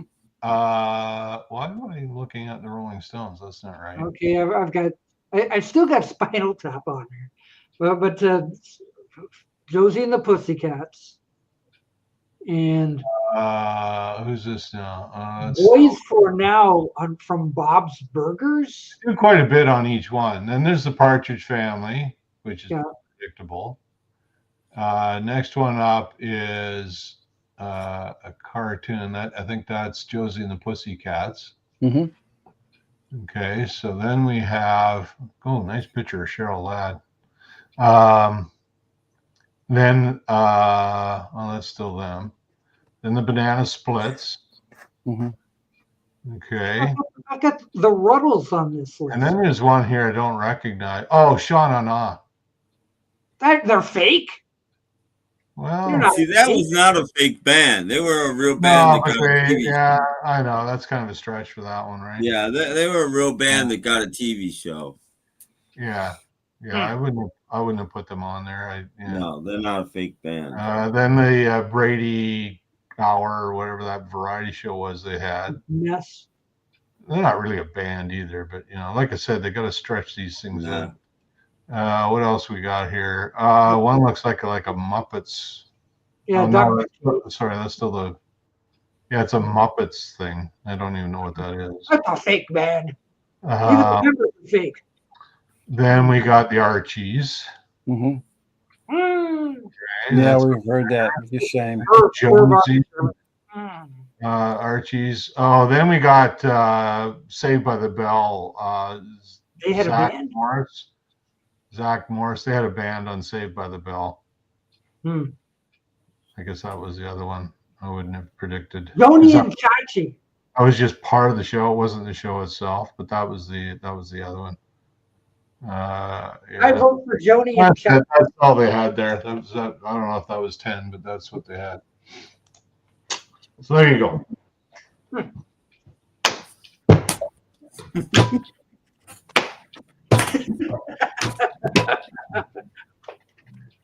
See, folks. How can they leave those wise you are for knowing that now? Just unbelievable what you will learn on this stream. That's true. We aim to educate. It's just there it is. Yeah. We aim to educate. Didn't the Happy Days gang have a band? Well, at Arnold's, I guess. Yeah. Weezer was their band.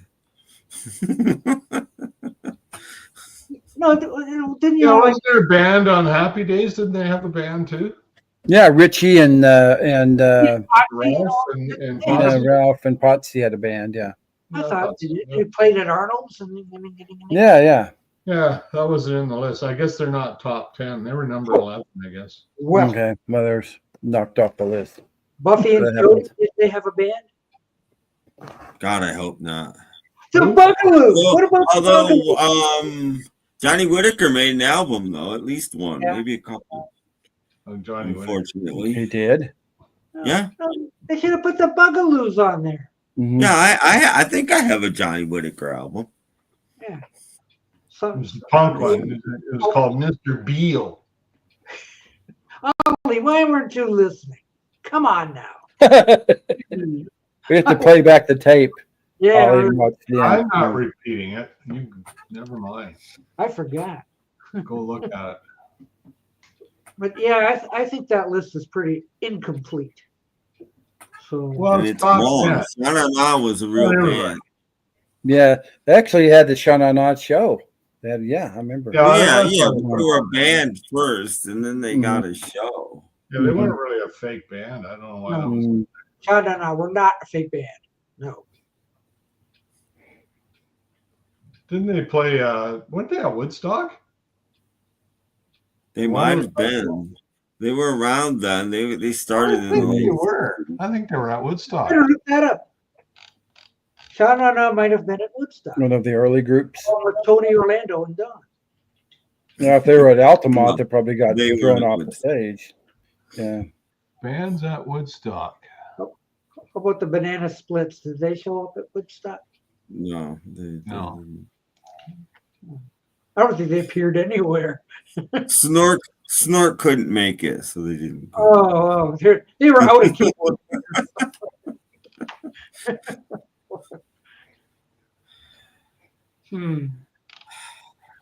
Wouldn't know. Bobby Sherman was a fake band. No, he was just a guy. That's not a band. He was just a singer. Guys don't make it. Yeah, he's just an Indian musician. I see we're getting a whole lot of suggestions from the Peanut Gallery. They couldn't care less. Good night, everyone. Yeah. No, I think that Baked Bean and SpaghettiOs was a fake band. Country Joe and the Fish. Yeah. I thought for sure they were at Woodstock. That sounds familiar. Like they. Yeah, there they are. They did 12 songs. There you go. That's an album's worth. Sean O'Neill was a rock and roll act that featured dancers on stage. Even for 1969, they were anachronistic, focusing on 50s music and outfits. The group was founded in 68 and didn't have an album contract by the time they played at Woodstock. Wow. They were the next to last act of Woodstock, succeeded by Jimi Hendrix. Interesting, huh? They performed at 7:30 in the morning on Monday, 18th of August. Oh, how would you like to wake up to that? When Hendrix played, there was only about 40,000 people left there when he played. Like they'd all gone home by the time Jimmy got there. Yeah, I had to go get this. What is that? Interesting. Huh? Oh no. Beatle. Yeah.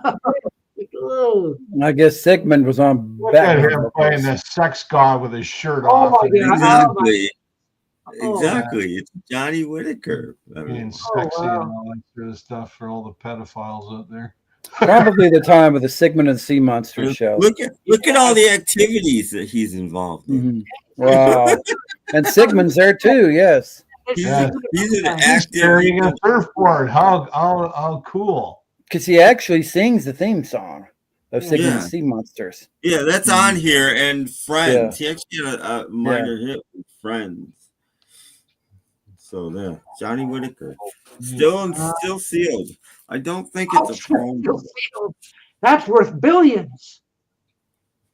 Billions of what? I'm trying to figure out. It has this sticker on the cover, right? The RCA Experience, right? But, hey, wait a minute! I thought it was still it's on Chelsea Records. It's not an RCA. Was Chelsea related to RCA somehow? It must be. I don't RCA know. subsidiary, something like that. But, or not necessarily. A lot of people don't know. You see a sticker like this on a record, or like Super Savers or stuff like this. Record labels would give these to stores, because what stores would do is they would put an album on sale, put a sticker on it, on sale for $2.99 or whatever. And then when the sale was over, you'd take a sticker like that and put it over the sale sticker, so you didn't have to peel it off or anything, and then you reprice the thing. That's where a lot of these came from. Wow. See, we aim to educate. Yes. Yeah, the groovy ghoulies. Yeah. Yeah. No Captain Cool and the Kongs? No. No. Kid Video. Okay, so Chelsea Records was an American-based record company founded by musician, songwriter, and record producer Wes Farrell in 1972. Okay, he left the Partridge Family to do that. Okay. Yeah, within the company's first 4 months, it released its first gold single, "Daddy Don't Walk So Fast" by Wayne Newton. In addition, Chelsea featured a number of new and established artists like Tommy Boyce, Jim Gilstrap, Lulu, Jigsaw, and New York City, and Rick Springfield. Really? I didn't know that. Interesting. And Austin Okay, Roberts. RCA Records. Okay, so here you go. RCA Records originally handled distribution. Okay. Chelsea. But Farrell switched to independent distributors in 74. All right. Well, there you go. There's your RCA sticker. There you go. More podcast info for you there, Tim. Yep. It's good when you learn something. A sub-label, Roxbury Records, focused on soul and R&B market and scored a million-selling hit with William Devon's "Be Thankful for What You Got" in 1974. Looks like they had some pretty heavy hitters on there. Wow, I never knew the Wes Farrell thing. I knew he left the Partridge Family for some reason. Founded in 1972 by Wes Farrell. Mm-hmm. There you go. You learn all kinds of things on this show. Come on. What a shame he's no longer with us. See, if it hadn't been for Uncle Beale, we wouldn't know about that. Mm-hmm. That's true. Yep, it says Wes Farrell died in 1996 from cancer. Oh, gee. So he's no longer with us. Oh, that cancer stuff. I know. It's a mess. What killed Richard Chamberlain? Or just old age? He was 90. He was 90 years old. So. He was 90 years old. So. And he was awesome. And he was great. He was good. He was Dr. Kildare.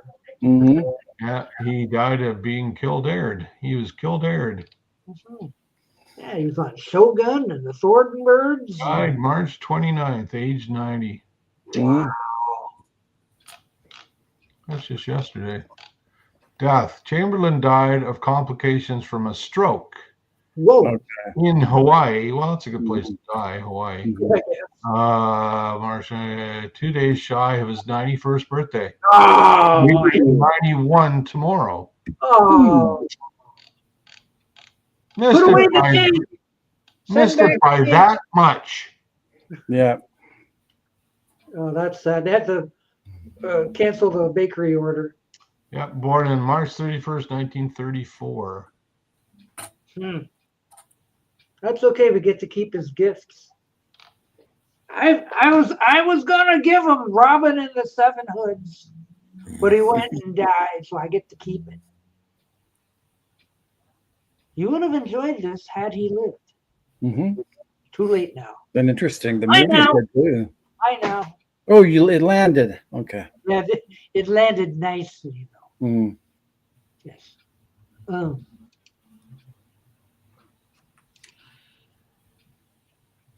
Yes. In that movie, it was on the Steven Spielberg stuff with that's what he. I'm blanking out here. Anyway, Alan Quartermain and the Lost City of Gold was a movie he did. I remember that movie. It was the takeoff of Indiana Jones. Yeah. Oh, Alan Quartermain. Yeah, Alan Quartermain and the Lost City of Gold. That's the last thing I remember him doing. That was 86. Mm-hmm. He did that. It was okay. It wasn't great, but it was okay. Yeah. Look. Sharon Stone. Look who hasn't been to Beatle Fest. Hey, Beatle Brad. Hey.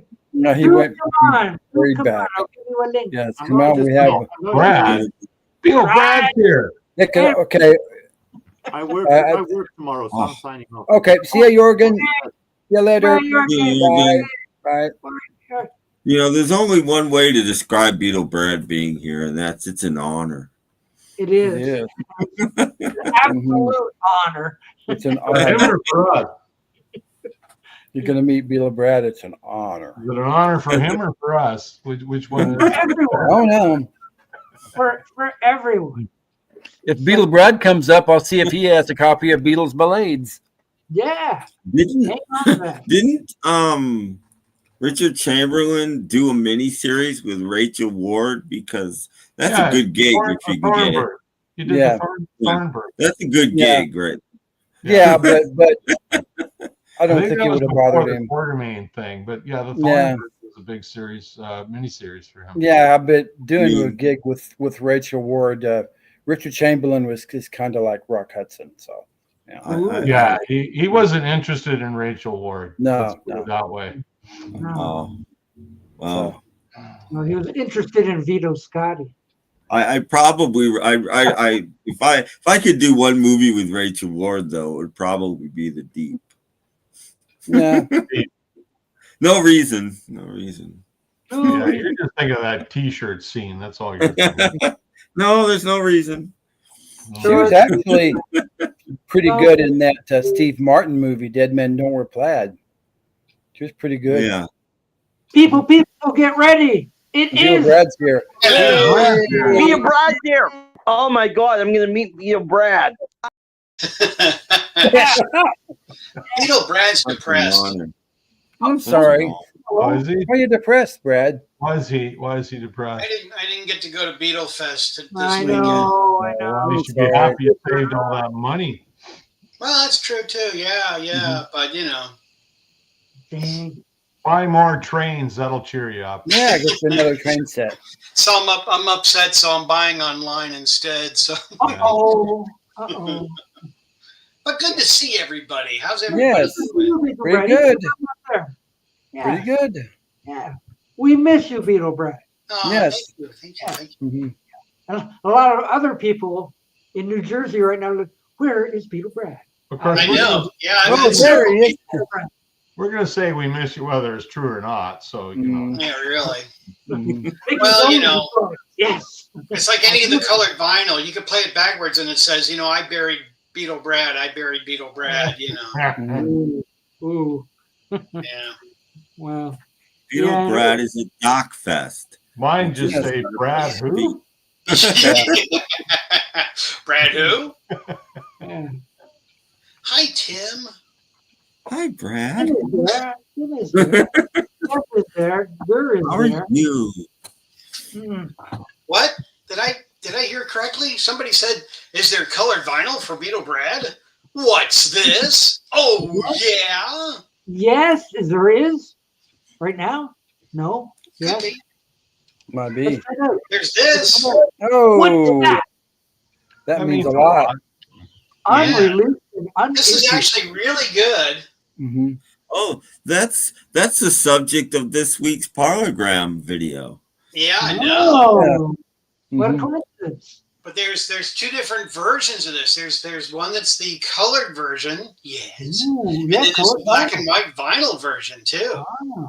Ooh. Colored version's very hard to get. Well, Black's black's a color. Song without all the reverb in it. I hate to tell people, well, black's a color. Yeah, there's the black one. But before we get into colored vinyl, we've got this. Oh, yes. Look, and we have a match. We have a match. Oh, the bottom ones are the matches. Mm-hmm. Yay! What's he win, Don Pardo? A trip to Beatle Fest. A lemon. You can stay at the fantastic Motel 6. Yes. If you leave for Beatle Fest right now, you can miss it. Yeah, really. You could leave right now and save tons on what I heard. The vendors are really small, and who's the guy? Beatle.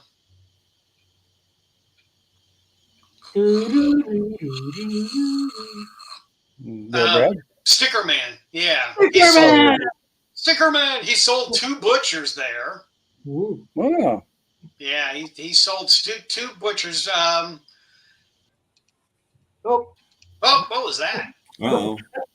Mikey bought one of them. You know, Mikey, who's Joe's friend. You know. Mm-hmm. Yeah, Mikey Parsley, I call him. Yeah. Mikey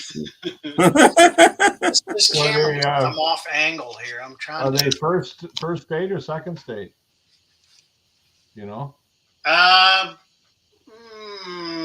It was kind of a rare one because it's the inside of it was pink. You know, where it's the regular butcher peeled, and then it's got a pink inside, which is supposed to be like the end of the run of the. Yeah. That's the end of a run of an album. It's a knockoff then. Yeah, there you go.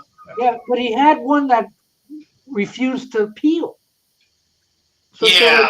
like he had, like this is a whatever stage it was, but trying to peel it off, it wouldn't come off. Well, that's like a banana, and it just means it's not ripe yet. You just got to let it sit on the countertop for a little bit. Yeah. Let it sit in the sun. Yeah. That'll fix it.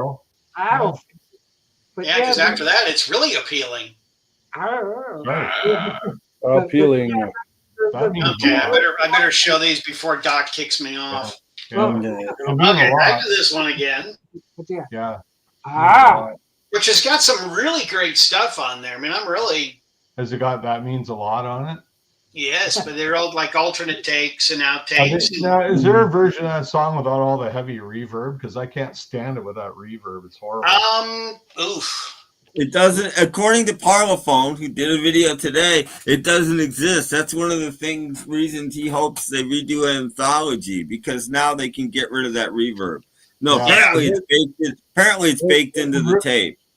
It really makes it unlistenable. Like it's horrible. Apparently it's baked into the tape. So what's that? Oh. But with new technology, they can unbake it. But it's red. Wow, yummy. Buy more Beatles from Brad. Buy more Beatles from Brad. It's red and groovy all over. That's right. But wait, boys and girls, there's more.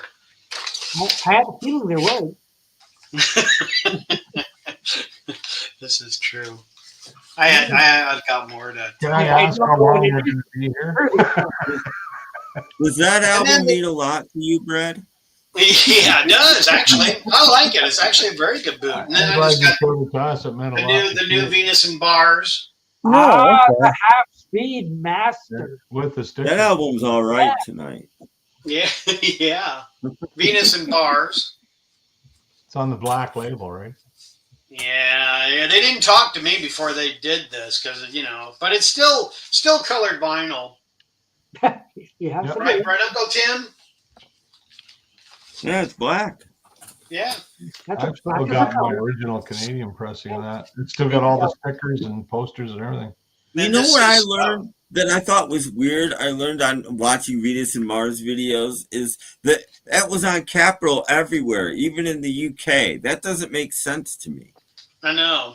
Like, really? McCartney wasn't on Capitol in the UK, and yet that album in the UK came out on Capitol. It's just weird. There's this one. That's kind of relatively new, actually. This is Paul. You would like this one. This one's not bad because it's got a lot of Wings stuff too. So it's okay. You say, okay. So it's got singles stuff on there. Yeah, but different versions of it. Soily, yeah. So Soily live as well? Is that it? Yeah.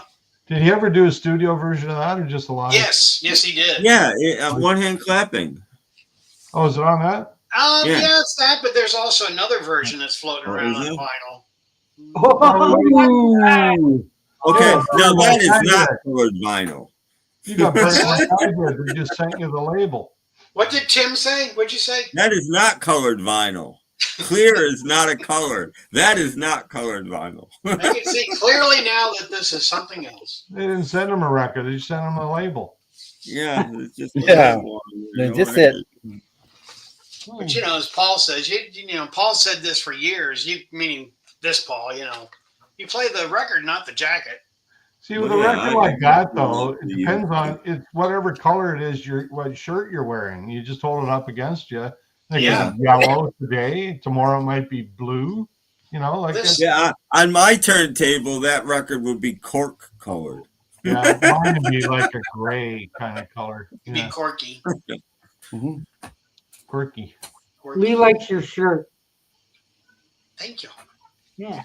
This is on my bucket list. I've been looking for this for years. Back in the USA. Years, like decades. Seriously, you ought to look this up. You get a chance. Look it up. I never knew it existed. The cheapest one you can find of this is $500. What? Yeah. That's why Beetle Bread took a long time in looking for a good copy at a good price. Yeah. Right. Cool. It's the centerfold of Paul here. Oh, here we go. Yeah. Pretty cool. They got him stand on his head like that. I know. That's why he's so talented. Did I see it has 3 sides? Yeah, look at that. Mm-hmm. Yeah, it's 3-sided. Isn't that innovative? Yeah. So is your etching on the 4th side? What's on the? Is it just plain? Well, it's got like an embossed, shiny kind of cover, but I won't turn it around because I don't want to ruin what's the. Well, here I can show you a little bit there. All right. Because I don't want to ruin what colors they are. Ah. Wow. You got to remember, this is Paul McCartney in America. The first record. Red. Oh, you guessed. Hey, there's no label. It's a really creative label they've gone. I'd send it back. They didn't give you a label. It's the Union label. You're supposed to look for the Union label. Maybe the label's clear. You just can't see it. I know. Maybe Jeff will know the next color. Okay, what's it? Well, there's 2 choices. I'm going with the B color. I go with white. Oh, white. The White Album. It's white on both sides. Yeah. What? Unbelievable. Another clear label on that with white font. That's right, and it actually sounds good. It's not bad quality, but I mean, this is like a holy grail. I mean, this album's probably one step away from buying a Butcher. Wow! Holy cow! Fascinating. Wow! Fascinating. I don't know why, because it's an official release of that tour. And so I know. I was going to say green. It's green. It could have been green, you know. It's green. Oh, it's a 3. I thought it was just a 2-record set. It's a 3-record set. Okay. Oh, it's 2.5. All right. And then Yoko shows up on the next album. I've got a McCartney live from that tour, and it's not great quality. I think I listened to part of it. What tour was this back in the U.S.? That was that was in 90, right? That was 93, I think. That's 89 now. I've got like 5 albums of this tour. Yeah. Let's see if it says. Yeah, that's the 80. Yeah, I've got an album from that tour. So is it recorded off the soundboard? Is it? Yeah. Okay. But you also get the crowd. You can hear them as well. So even though it's a soundboard, you still hear the crowd, which is kind of neat. See, somebody said, "Shut up, people! I'm recording this." Shut up while I'm recording, knucklehead. Yeah. Wait. We have a Brad. Come back. Okay. Come back. We have a big question for you. Oh. Okay. I can't wait to see his stealing. How is your dog? My dog, Buddy. Yeah, I need to get him in a video. He's doing great. He's starting to lose his eyesight and he's going deaf. Aside of that, he's great. Oh, he's doing great. Good. Sort of like the rest of us, huh? Yeah. It was like a friend of mine. Seriously, on the other side of town. This probably 2 years ago. A guy lost his dog, and he said, "Don't call the dog because the dog's completely deaf, and the dog is blind, and he's missing one leg, and goes by the name of Lucky." Yeah. Great dog, you know. Yeah. Yeah. Thornburg had Barbara Stanwyck. Oh my. Yes. There's a lot of people in that. Yeah. This is new. This is a promo stand thing. Okay, back. Pretty. Yeah. Sorry about the glare. There you go. That's a little better. Yeah. So I'm making up. I'm doing my own Beatle Fest. Doggone it. You stupid glare. We have a question for Brad. Brad, what's behind the doors? Which door? No, it goes into the dining room to the rest of the house. No, it's a new car. Yeah. Congratulations. Yeah, no, it's just the doors that go out to the rest of the house. I just close it up so you guys don't have to be bored with it. But yeah, went to a record show. My buddy gave me this. Ooh, all the way from Las Vegas. And it's on both sides. I've got something for that. It's a little bit smaller. Oh yeah, Yeah. that's cool. Nice. Let's see. I got some other. Where did Okay. I think the one I have is like CD size. Go right ahead. We got plenty of time. Yeah, I can find some other stuff. What? Ooh, monkeys. Summer tour. What? Monkeys live. Yeah, there you go. Yeah, live. The monkeys live. I always knew they would. Monkeys in the Van tour. Yep. So I guess it would be Van on the Run. Yeah. Does that get 4 monkeys, 3 monkeys, 2 monkeys, or 1 monkey? Oh, I'll show you here in a minute. It's the VW van. It's like Van on the barely runs. Yeah. Wait a minute. Isn't that Bob Dylan's feet out the window? No, that was yeah. That was the Rolls Royce. Ooh, pretty. It's 3 CDs, and it's no, it says DVD. yeah, and it's also a DVD. Yeah, so you can watch them. Yes, wait. visual DVD. There's more. There's more. There's the booklet. Oh, Mm-hmm. two Oh, CDs. arigato. Ah. Ooh. Oh, Wait a minute. You only get 3 monkeys. there you go. Mm-hmm. Good thing they didn't call it a video disc, because then we call them VDs. And Mickey has no hat on. This is for Tim's benefit. They are changing. They are changing. Into what? Mushrooms? Yeah. If I can get the glare out. There we go. See, I put my Parlophone and all that Cereal, stuff. yeah. I'm becoming the monkey. I know there's a box set I wanted to show you. Brad, you must have more money than Trump and Musk together. Trump asks me for money. Yeah.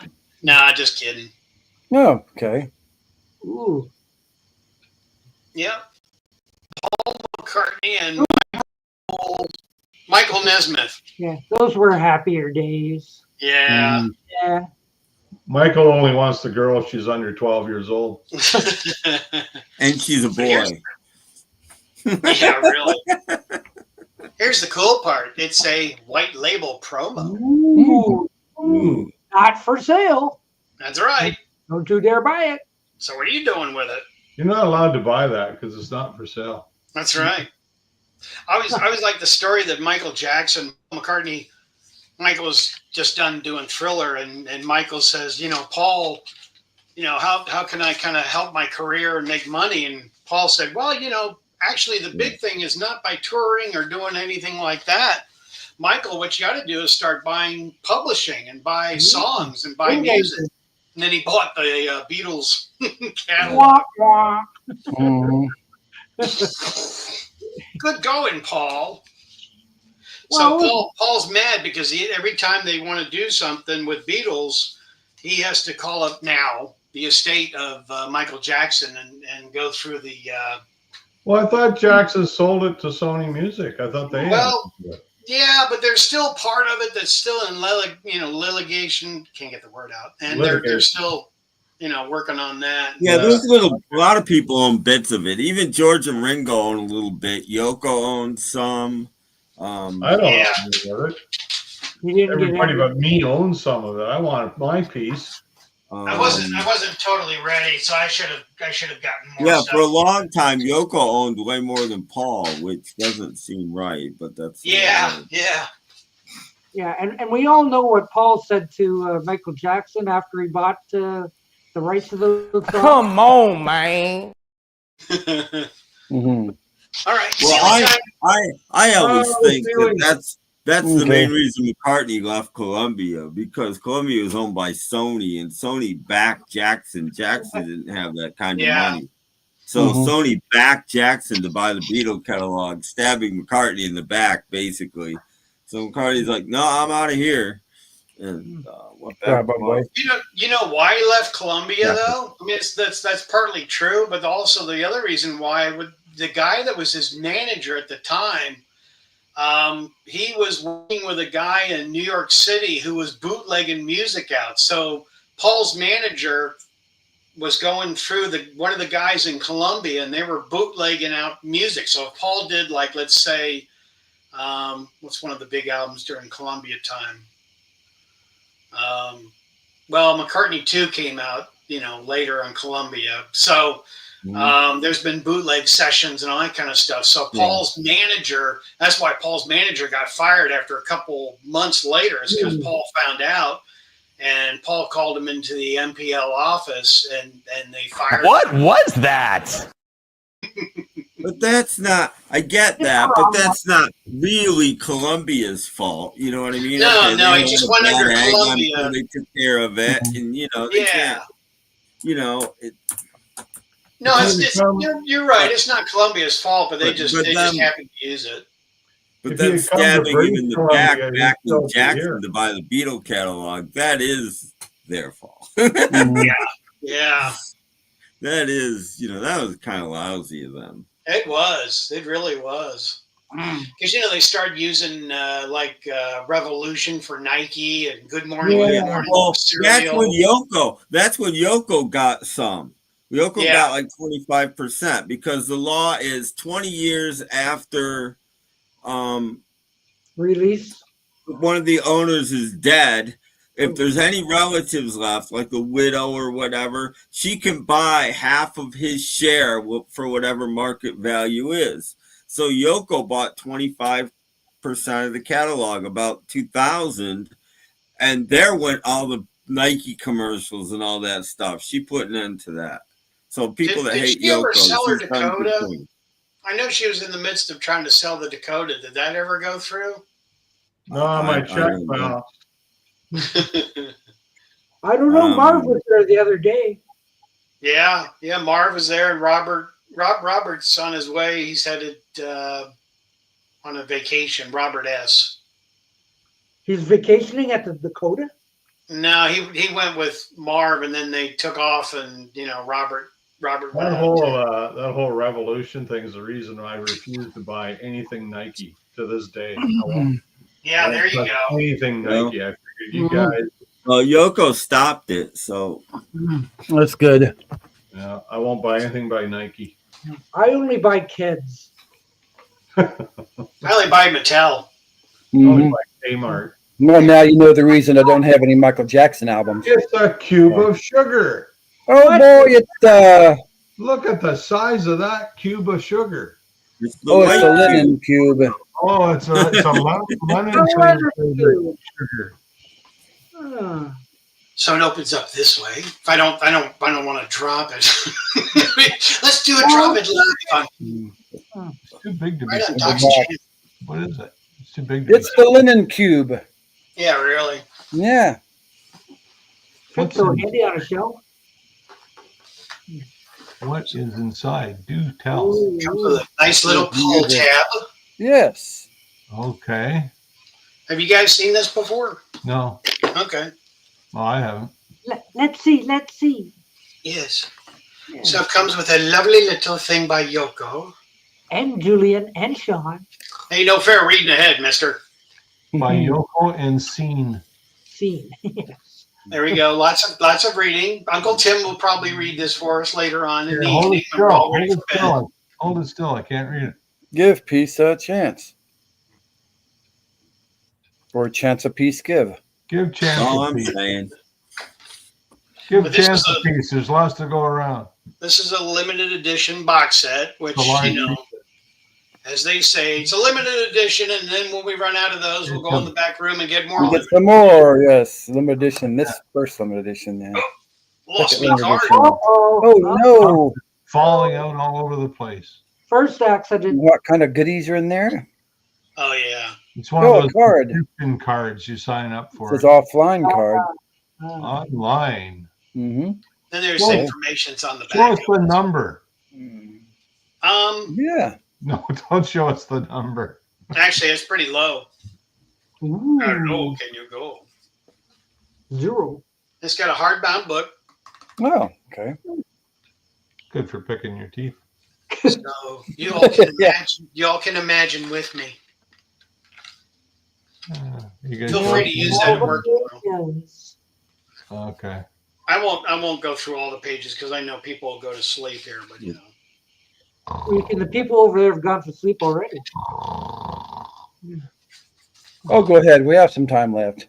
Hey, really, it's like suicide hotline. People are getting ready to pull the knife out. It's like, no, Beetle Brad's on. Yes, Beetle Brad. Okay, so what else is in there? But anyway, it's got lots of pages and pictures. I mean, it's topless. Oh, wait a minute. That's a pretty risque picture there. I know with his He was hand hanging up out here. with Johnny Whitaker that day. Yeah, that was pretty risque. He needs one of those man's ears. Yeah. But anyway, he's coming for me. That's just my stomach growling. So let's start with this one. My shoes are too tight. That's my feet barking at me. Oh, okay, yeah. Your dogs are barking. Okay, I know what that is now. I finally figured it out. It took me a minute. It's a CD, Tim. Well, yeah, I know that. Booklet on one side and CD on the other. Mm-hmm. You know, I've never even played this. This is like I forget what year, 2012, something like that. Okay, we'll go with that. Past 2010, anyway. Mark P has it. I figured out what it was. It took me a while. What was that, Doc? Mark P has that Lennon box set also. Mm-hmm. Oh, cool. That's fun. Hey. I bought a couple of the albums, but I didn't really like the mixes, to be honest. This I think is the worst album out there. Yeah, I agree. Well, yeah, that's the one. That's the one where they didn't have the rights, so it's only a one CD set, and there's stuff missing. Yeah, this one's like 3. Mm-hmm. But yeah, this is. Yeah, they couldn't get the Zappa stuff, which Isn't is this still going to be released this year? I think though, aren't they releasing this on vinyl and a remaster? I don't know. We're still having problems with the Zappa estate. I hope they I hope they release this one this year. Yeah, this is I think John's best album ever. Mm-hmm. I mean, Double Fantasy I think it's a close second, but this is definitely his first best. Oh, I like that. Double Fantasy is like a close 10th. Mm-hmm. Yeah. So I want to hear some of the drunken sessions. Oh, I've got the drunken sessions. Yeah. They're really rough. Yeah. I mean, John, he's slipping his words, and he's he's like, okay, let's take it from the bottom. No, the top, and the drunken sessions are not too exciting. Mm. Well, then that one, they're not worth the price. Lost Money Tape played Just Because one time from the drunken sessions, and it's pretty good. Yeah, that's a little better, but it's I mean, really, some of them are. John is so wasted. You know, side. Oh no, good. Side 2 is not too bad. By the time you get to side 3. What? Oh. Okay. Hide your eyes. I know. When he did Angel Baby, though, get it her, wasn't John. too bad. Get her, John. Yeah. Yeah, really. Oh, and that is Singles. Oh, Singles. Okay. That's all the women he dated. The White Singles album. Yeah, exactly. Mm-hmm. So isn't that neat? Neat. That's very neat. But why didn't they include Live Peace in Toronto? Nope. Oh no. So down here, there's a secret Batman compartment. Oh no. Your change in your keys. Pull this out. So you keep your doobies. Mm. Yeah, keep your doobies to yourself, mister. So this box set could be yours for only $1,400. Wow. And it comes with a limited edition drawing by John. Mm-hmm. Yes. John Simon. No, it's Paul Simon. Wait a minute. But yeah. There it is. Wow. I mean, I haven't even opened it up. I mean, the booklet only opens so far because of the spine. Amazing. Isn't that fascinating? Yes. So now you got to give me an hour to put it back together. Okay. That's the problem You with make those me smile. podcasts. If you want to listen to them, it takes you all afternoon to get to them. That's why I almost like the simpler ones, like But Alpha this, to Omega and stuff. You open it up, there's 4 records in there. yeah, That's it. exactly. Simple. But this was an unbelievably, frightfully expensive box set. I mean, they really. Doesn't have the wedding album. No. No. I'm glad it doesn't. He's in Toronto, which I consider his first solo album. Mm-hmm. I mean, the wedding album and 2 Surgeons. Mm-hmm. Hello, Alan Records. Hope you had a good time. Lost with the Lions. Because we're at home and we didn't go. Mm. Oh, please don't bring it up again. I just got through therapy. I know Alan was there, so he's on his way home. What do you want? What are you doing? Come on up. Uh-oh. It's doggy time. Doggy time. My cats are sleeping. Dogs. I haven't seen you in a while. Okay. He's so cute. That's it. He's asking you when dinner is. I got food here right now. Yeah. He's checking in on you. Paul wants to know when dinner time is. One on Yeah. No, it's not When's dinner time? Got an hour to wait for dinner. Oh. I have 2 dogs here at the moment. We've lost our bread. Come on up. Uh-oh. No? What happened to Brett? That's what happens. You take Brad out of the spotlight, he just leaves.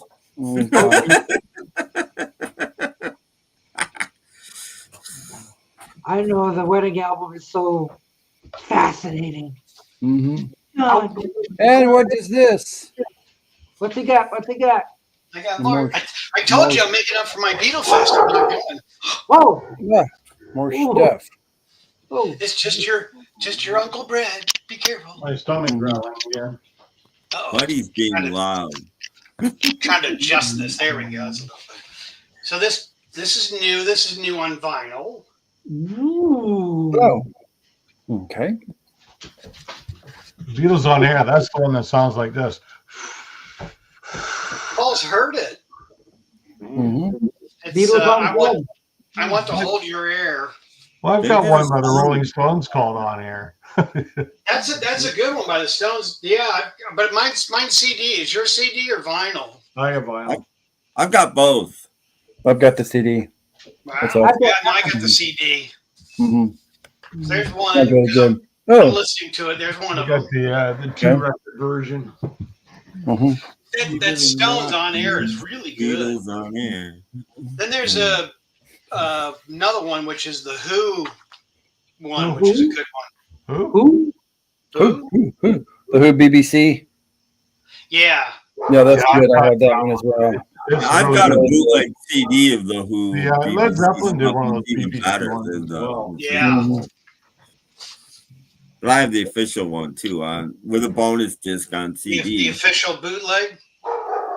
And I've got it on vinyl. But on CD, if you bought it at Best Buy, you got a bonus disc with like 7 or 8 more tracks. Oh, that's cool. Yeah, there's the Kinks one too. BBC. No. This is kind of neat. Mm-hmm. Well, I've got a Kinks boot. There's a lot on this. Mm-hmm. I know you won't be able to read it all, but I can't read that at all. I can't read that at all. So there's 2 CDs. Keep you in suspenders. And then 2 more CDs. You've almost got more stuff than Mikey Arugula. Oh, yeah. I showed you Beatles stuff that I just recently got. I should show you that. There's the booklet. Yeah, in fact, I think Mr. Sticker Mania sold one of his yesterday and today's their boot. He sold 2 of them. No day. Yeah, well, I think he sold one to Mikey Arugula. Yeah, he did. Yeah, he sold the pink insert one. Speaking of sales, you need to watch Robert P's video. That you'll see a surprising sale in the middle of that video. I saw the first one, but I need to see the second one. Not Robert P. Robert S. Excuse me, Robert S. Yeah, Robert S. I know who you meant. Yeah. Yeah. I was just helping you out. I knew who you meant. You'll see a really surprising neat sale in the middle of that video. Mm-hmm. These are actually quite rare, and golly, these are stupidly expensive. Did I say that out loud? Yeah. Did your wife hear it? No. Fran, what did you say? You get off that entertainment thing there right now, mister. Then it comes with a booklet like a... Booklets are good. Uh-oh. Did we lose Paul? No, I think that's Jeff's cats. Yeah, my cats are there. Oh, wow. They're purring into the microphone. They are. They're all, two of them are sleeping. I won't go into all of this, but that's kind of neat. See? Oh, yeah, I hear them now. What's going on at the cat? All the cats are talking, that's all. They are talking. They are. I've had a question for a long time. Go ahead. Why on McCartney's 75 Australian tour did he dress in Jeff Britton's karate outfit? I have a promo CD from that set. Yeah, they did a promo CD. I remember that. Yeah. That's pretty cool. Box set, Yeah. Led Zeppelin. Yeah, it's pretty good stuff. Like it's in live in studio stuff. You know, I kind of like that stuff because it's you don't get the audience noise, and it's usually sound production is pretty good, but you get basically different versions of the songs, right? So, yeah, that's pretty cool. That's pretty neat. Yeah. Is there a pizza in the box? This came out. I'm trying to get a date here. It's I would say maybe 5-6 years ago. This was out. Maybe more. I don't know, but yeah. I've got the 2 CDs out of that. 2016. This came out. Let me go get my Zeppelin album. Tim, you'll like it. Paul, you'll like it too. This is crazy wild. Okay. Ceiling time. Ceiling time. Hurry back. We still have time. Don't go anyplace. Yeah. Beatle Brad will be right back. Yeah. We don't want to run that. Oh. Yes. You said now. See, you're seeing his ceiling. Beatle Brad's ceiling right there. Well, Brad's here. Yeah. It is. Yeah. Wait a minute. What's that about road Stand tax? by for Cool Off with Lion's Mane. New Supersonic Zoom, the big ice lolly with free picture cards. Hey, get this. New Super C-Jet, a 3-flavor knockout. And the first ice lolly specially for girls. It's fab. Unfasten your seatbelts, lolly lickers. Cool it with Lion's Mane. On sale now. Yeah, just cool off. Hey, get this, you lolly lickers. They have the same reaction to that or cereal. They just look at it. What am I doing? Curse of lolly lickers. What am I supposed to do with this? He's coming back. I may have known some lolly lickers in my time, but I'm never going to admit it.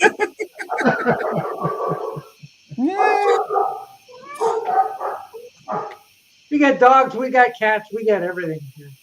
Yeah, we're just all Here's You hear those dogs? You hear those dogs? Yes.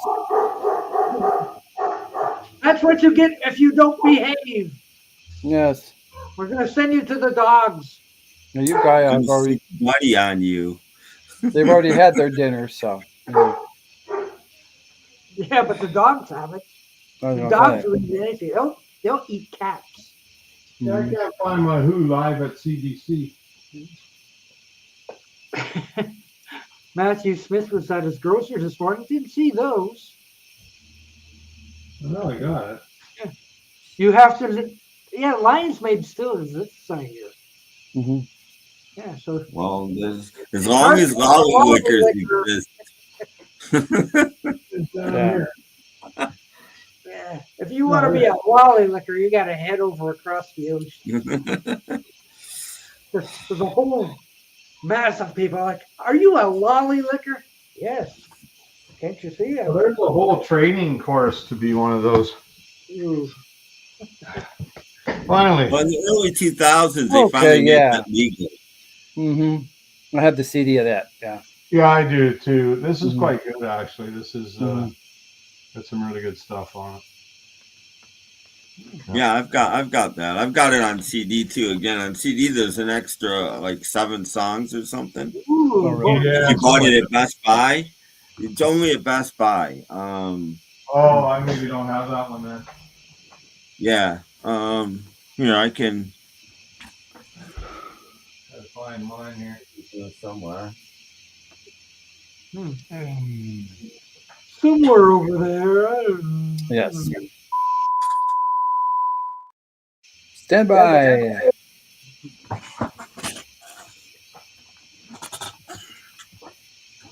Well, Okay. So here's the normal one you could get anywhere. You got it at Best Buy too. But if you went to Best Buy, this was packaged with it. Not a very decorative cover, but you get like 7 more songs. It looks better than Now and Then. Yeah. Yes, and it has on the back, a hype sticker because you couldn't see the back of this one because this was attached to it. So they put that on the back. So there you go. 7 more songs. Oops. That's 7 more songs than Gurr has. Yeah. Ah. Oh, I had that one. 8 more tracks. There's a Pete Townsend interview and then 7 more songs. Sounds like Davy Jones. There you go. What I do have is this. Aha! Ooh. The BBC Files. Yeah. See, I have a Who one like that too. Mine has more tracks than that though. I should have grabbed that. But I didn't. But I think this. I think this is. It's an unofficial. I don't think it's. Yeah. The Who Files. I thought I had this on CD, but I don't. Wow. Wow. Oh, hey. Hi. Hey, Brad's back. Brad's back finally. Sorry it took so long. I was not prepared. This is from Russia. What? Ooh. Yep, even Beatle Brad has Led Zeppelin. How do you know it's Led Zeppelin? Because it says, Ola Skalenia de Hushkin. Yes. Is How's that what it says? I always wondered how to pronounce that. I know, isn't that great? Like you guys said earlier, you just never know what you're going to learn on Doc's channel. Yes. Ooh, menopause. Menopause Not label. here you don't, mister. Oh. Yeah, that's the Melodia label. So there's one Led Zeppelin that's quite rare, but this is the rare one. You ready? Yeah. What could frightfully rare? How rare is it? I've got one more rare than that. Ready? Yep. Oh, no way. Yeah. That's kind of funny, isn't it? It is. Yellow Zeppelin. What? It's a live concert from 68 or 9, I think. 69, it says, yeah. Whiskey a Go-Go, yeah. Early days. That's Yeah. a small venue. That'd be a good one. But isn't that cool? That is neat.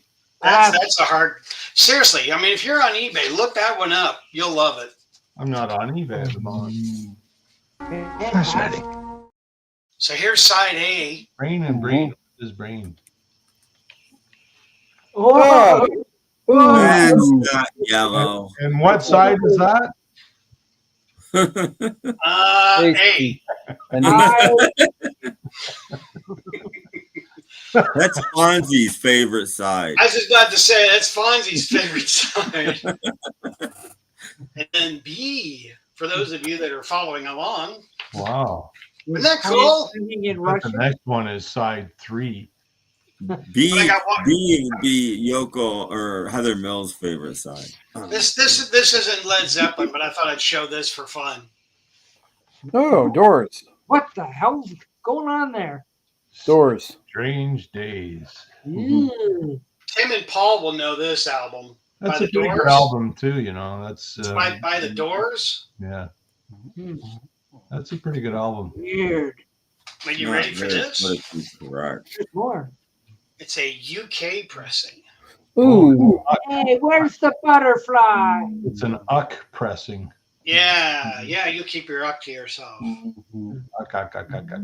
Yeah. I've got 3 Doors UK pressings. Got quite a Even big the jazz run is like that. You got quite a wide dead wax on that thing. Yeah, didn't it? Yeah, look at that. Yeah, it's pretty wide. Oh, that looks like a bootleg introducing the Beatles. Yeah. Well, some of the Beatles' later Canadian pressings had big wide dead wax like that too on the purple label. So here's one. There's one. What's going on there? So this is Led Zeppelin 4, but that guy, that's the owner of the record company. Oh wow. He did this all the time. He put himself on the cover of Sgt. Pepper too. Oh, dear. Yeah. Yeah. But if you flip to the back. Oh. Wow. What? How does this work? It's the Holy Houses album. No, it's not. Yeah. It's the other one. The Stairway to the House of the Holy. Did you glue them together? It is the Holy Houses. Yeah, just But here's the I think it's the Antonov or Anton label or Antonov. Somebody drew a little animal on there. It's a Russian then, right? But yeah, this is Russian. Yeah. But don't be in a hurry. Don't be rushing. Yeah. And I think let me just double check, but I'm pretty sure the other label is the same. Yeah, I think there's a video about that.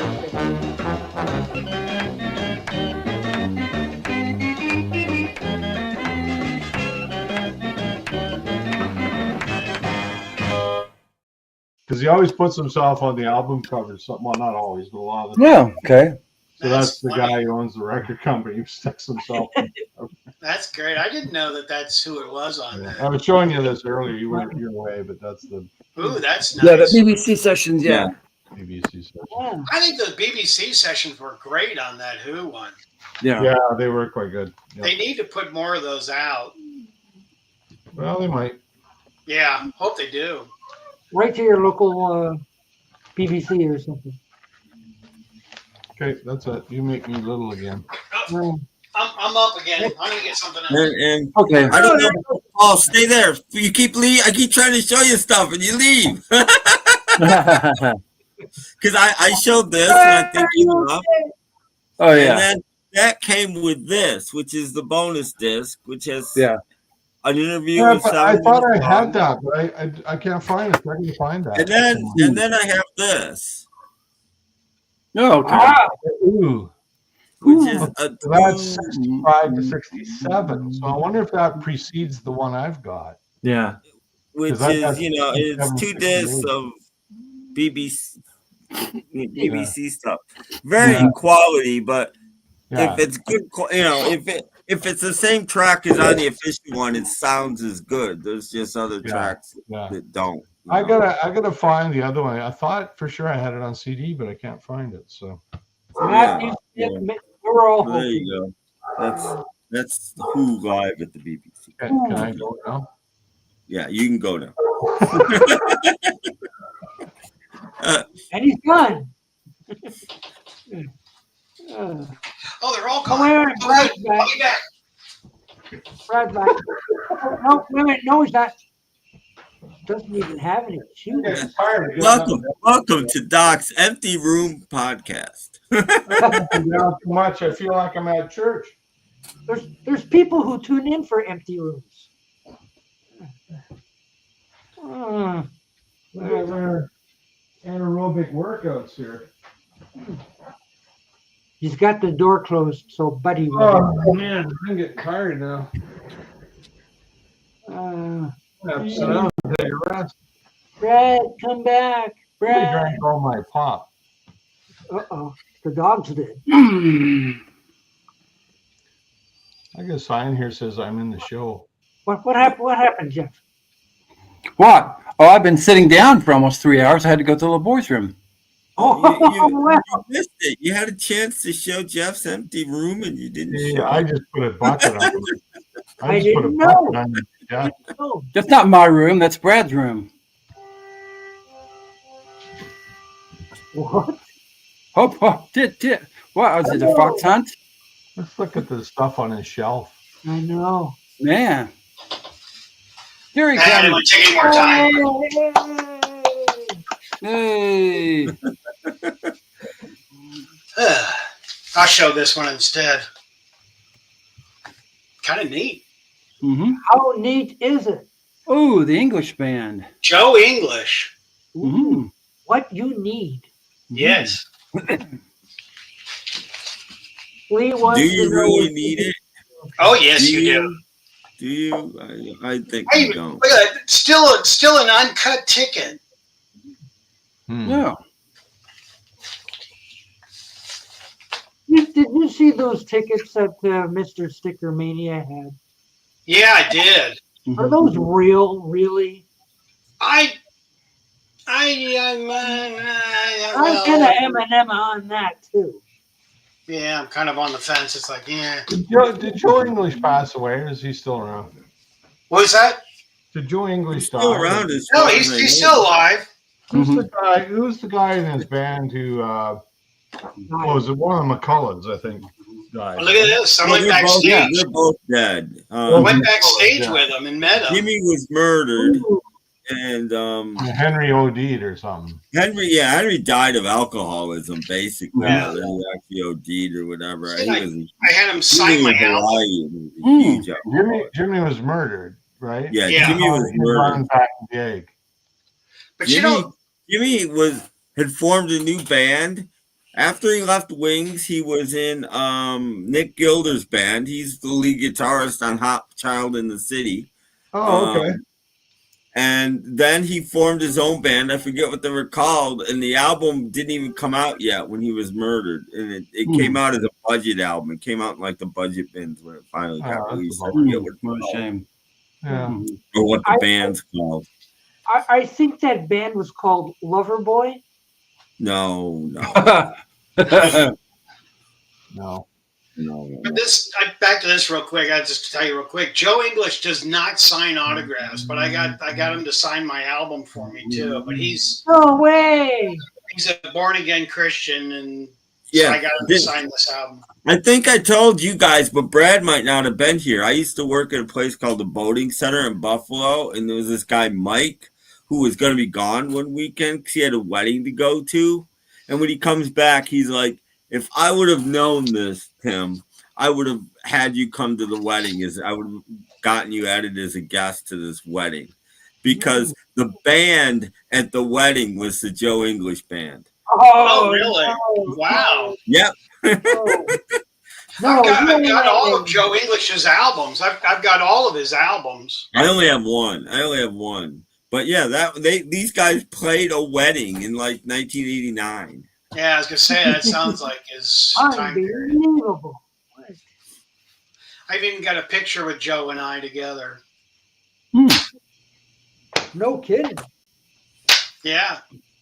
But no, Joe English does not sign autographs. You don't see stuff with Joe English. You see people and they'll say, "Oh, I met Denny Lane," or "I met the guys in the band," But I don't sign autographs either. I got tired of people not asking. No, I've got those programs back there from the Beatle Fest. You see them back there? Yeah. They've asked Joe English to do Beatle Fest, and he won't do it. Ooh. And make me big. As you can see, I only got one autograph. No. Okay. Oh, wow. Oh, it's rare. Yeah. It's a forgery. Isn't that sad? Brad to the all bone. those people who are at Beatle Fest. You couldn't even get me, Mr. Mayo, or Tom Hunyadi, or Kid O'Toole. No, just everybody else. I'm not signing yours. Well, if you send it to me, I'll sign it and send it back to you. It didn't cost me a thing either. Yeah, so You didn't charge me that? I ran away as soon as he. Oh no! Nobody. Yeah. Yeah, there it is. The only signature I got the whole time. And then Doc punched me in the stomach, and he said, "You ruined my program." Mm-hmm. No, it's highly regarded and loved and cherished. Yeah, of course. Like Joe Mayo, can I get your autograph? No, you get out of here. He loves it so much he keeps it in the bottom of his sock drawer. Because it really sucks. That's not true. That's not true. But yeah, that's the only signature I got the whole time. Oh, see, like Matthew Smith got Patty Boyd's autograph 2 years ago. Yeah, I got it was it last year? No, must have been the year before. Doc, weren't you in line with me to see Patty Boyd? That was actually funny. I forgot about that memory. Doc's got a story, boys and girls. Yes. I was wandering around the Beatle Fest, and I came to where the line was for Patty Boyd, and there was Brad sitting on the floor. How long you've been sitting there, Brad? Oh, a couple hours or so. And he's sitting on the floor, so I kind of hung out with him. Then it was like that batch of people's turn to go in. Brad goes to stand up, and whoever was behind him cut him off before him. I'm sitting there, well, that's rude. Jeez. Missed it by that much. Exactly. Well, still, like you're standing behind this poor guy sitting there on the floor for 2 hours. When he goes to stand up, get ahead of him! Get ahead of him! Hurry! Before he gets to Patty Boyd, hurry! So did you get her autograph anyway? Yeah, I mean, to finish Doc's story, Patty Boyd was doing a signing of autographs, and all of Beatle Fest emptied out because everybody's standing in line for hours, and I was like eighth in line. Yeah. But yeah, I did get her autograph, but I had to be the second. There were so many people in line that they gave out numbers, and then you had to come back later to do Somebody cut you off. Yeah. So then you weren't number 8, you were number 9. Yeah, so like when people are going in with their numbers, like, wait a minute, we're missing one. We can't go from 2 to 5. After this happened, were you mad at Joe Mayo or did you forgive him? I still was mad at him, Yeah. But no, I had Patty sign a picture of her, and I had her sign an record album of hers. And you got your picture taken with her. The guy who cut him off is some guy named Eric Clapton. I even got her to do a promo for my channel, and I said, can you do a promo? And she's like, oh, I don't do promos. I'm like, okay, well, go ahead, That Patty. But yeah, I got Patty going, this is Patty Boyd, and you're watching Beatle Brad. Yeah, that's a promo right there. Her saying she doesn't do promos. I know, it's great. Yeah. Mm-hmm. You must do something about it. Yeah, I know. That's a Joe English song. Well, Paul wrote it. Yeah. Joe sang it. It's the only song Joe sang with Wings. I did that out of order. Oops. But all of Joe albums, Joe. I mean, I've got all of Joe English's, and they're great albums. They're really good. Mm-hmm. I don't know if I've ever. I only have one, and I don't know if I've ever played it. To be honest, which one is it? I don't. It's got a kind of a grayish, muted cover. I could go find it, but I don't know the name of it. Might just be called Joe English. It might just be self-titled. I can't remember. I mean, Joe even put out a 45. I mean, very rarely do you ever find Christian 45s back in the 80s. I think the one I have might be his first album. Whoa! What's this? I was eating at the restaurant in the hotel at Chicago Fest, looked up, and I saw Patty Boyd going through the buffet line. Ooh. She does eat.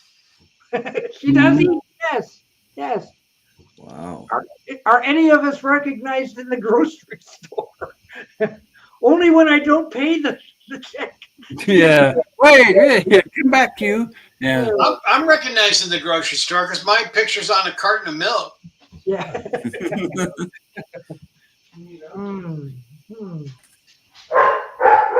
Uh-oh. Uh-oh. Don't scare the cat. Take care of that. Don't scare the cat. My cats are trying to sleep. Come on, George. Yeah. I want to see more of Eddie Deason. I finally have got all the Wings autographs except Paul and Linda. Those are the only two I'm missing. Mm-hmm. Just ask Kamar if he'll sell them to you for a. Well, I mean, I've got Paul, but that's on something else. But yeah, I don't have a Linda. Mm-hmm. I had a chance to buy a Linda, and I can kick myself now because the Linda autograph at that time was back in '83, and it was $50.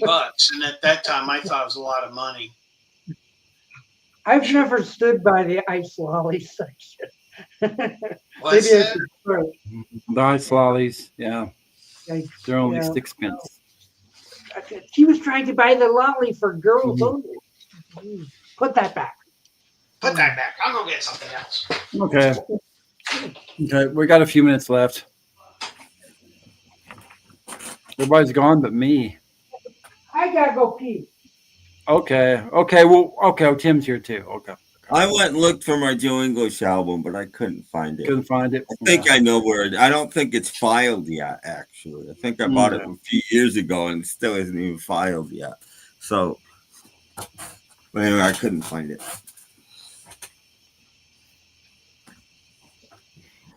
Well, we're waiting for everybody to come back, I think. Well. Okay. Doc and Gurr and Brad. Where'd everybody go? Well, they had to go. Here we go. Doc's coming. Everybody disappeared.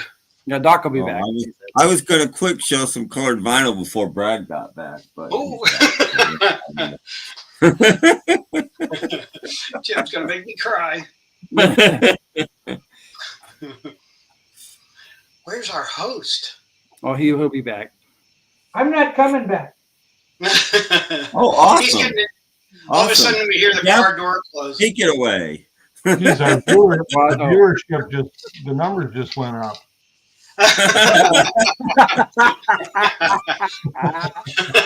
Oh, okay. I knew that Tim Allen couldn't be trusted. It's a laugh a minute. Oh.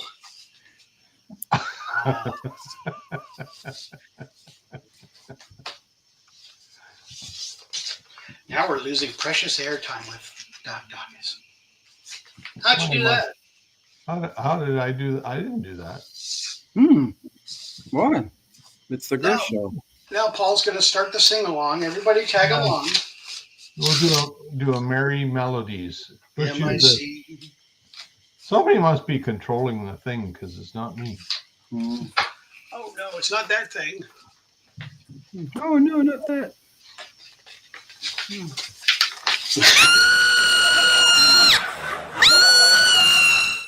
Oh, that'll wake up, buddy.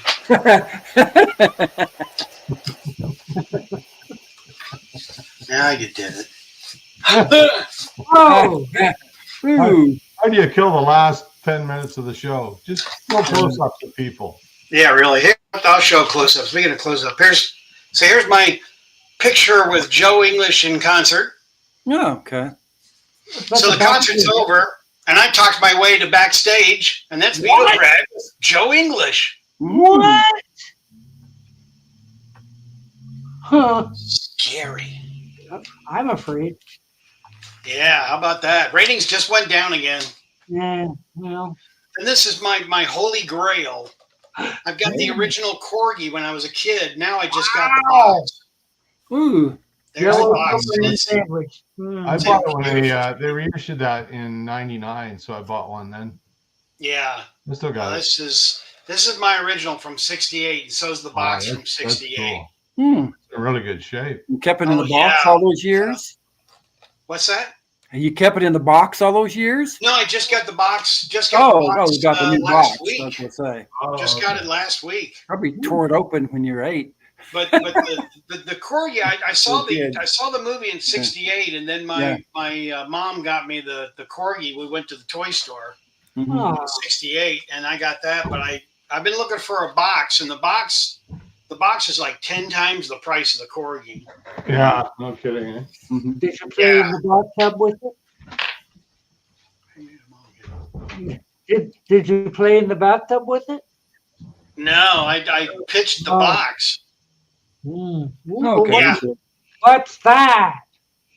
So this was when they reissued it with the 30th anniversary. Right. Yeah, I got the reissue as well. They'll do anything for money. Yep. And it comes with a little. Is my dad on the show? Oh, it was Doc. Oh, okay. Yeah. Comes with a little booklet. Yep. Okay. Yeah. Booklet. So, yeah. Wow. It's pretty neat. Oh, should have left that up. Paul, what's your favorite 80s one-hit wonder? One-hit wonder. Well, I'll answer, but I don't consider them a one-hit wonder because I've got pretty much all their albums. But I liked Donnie Iris and the Cruisers. I thought that they were great. But I most people only know about Aaliyah. But he had some really solid albums in the 80s and even into the 90s. Yeah. But they still perform. They still do stuff. So I would say I like Donnie Iris. I'm thinking I don't consider him a one-hit wonder. I like the Smithereens too. Yeah, they're good. You know, I like Sniff the Tears too. Sniff the Tears I thought are pretty good. You know, they do that song Driver's Seat, but they've got a number of albums. I always like them too. Nobody likes Baltimore? No. And Tarzan Boy? No. How about Spengoli? No. How about Don's Guns? We can do that. Yes. I've got a question for everybody. Who's your favorite 70s 12-hit wonder? 12-hit wonder. Photograph. Okay. This would be mine. Yeah. This is my favorite 70s 12-hit wonder. Right? They didn't have 12 hits. Yes, they did. Yes, they did. Yes, they did. They had 12 singles. Singles don't make it a hit. It actually has to be a hit. I wasn't ready. It's okay. It was a hit.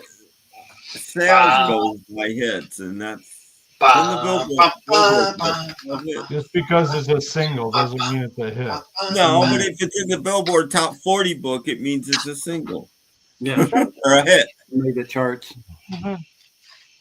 It's got 12. 40. It's a hit. And I argue with that logic. In that case, there's no such thing as a one-hit wonder. My wife's waiting to be a single.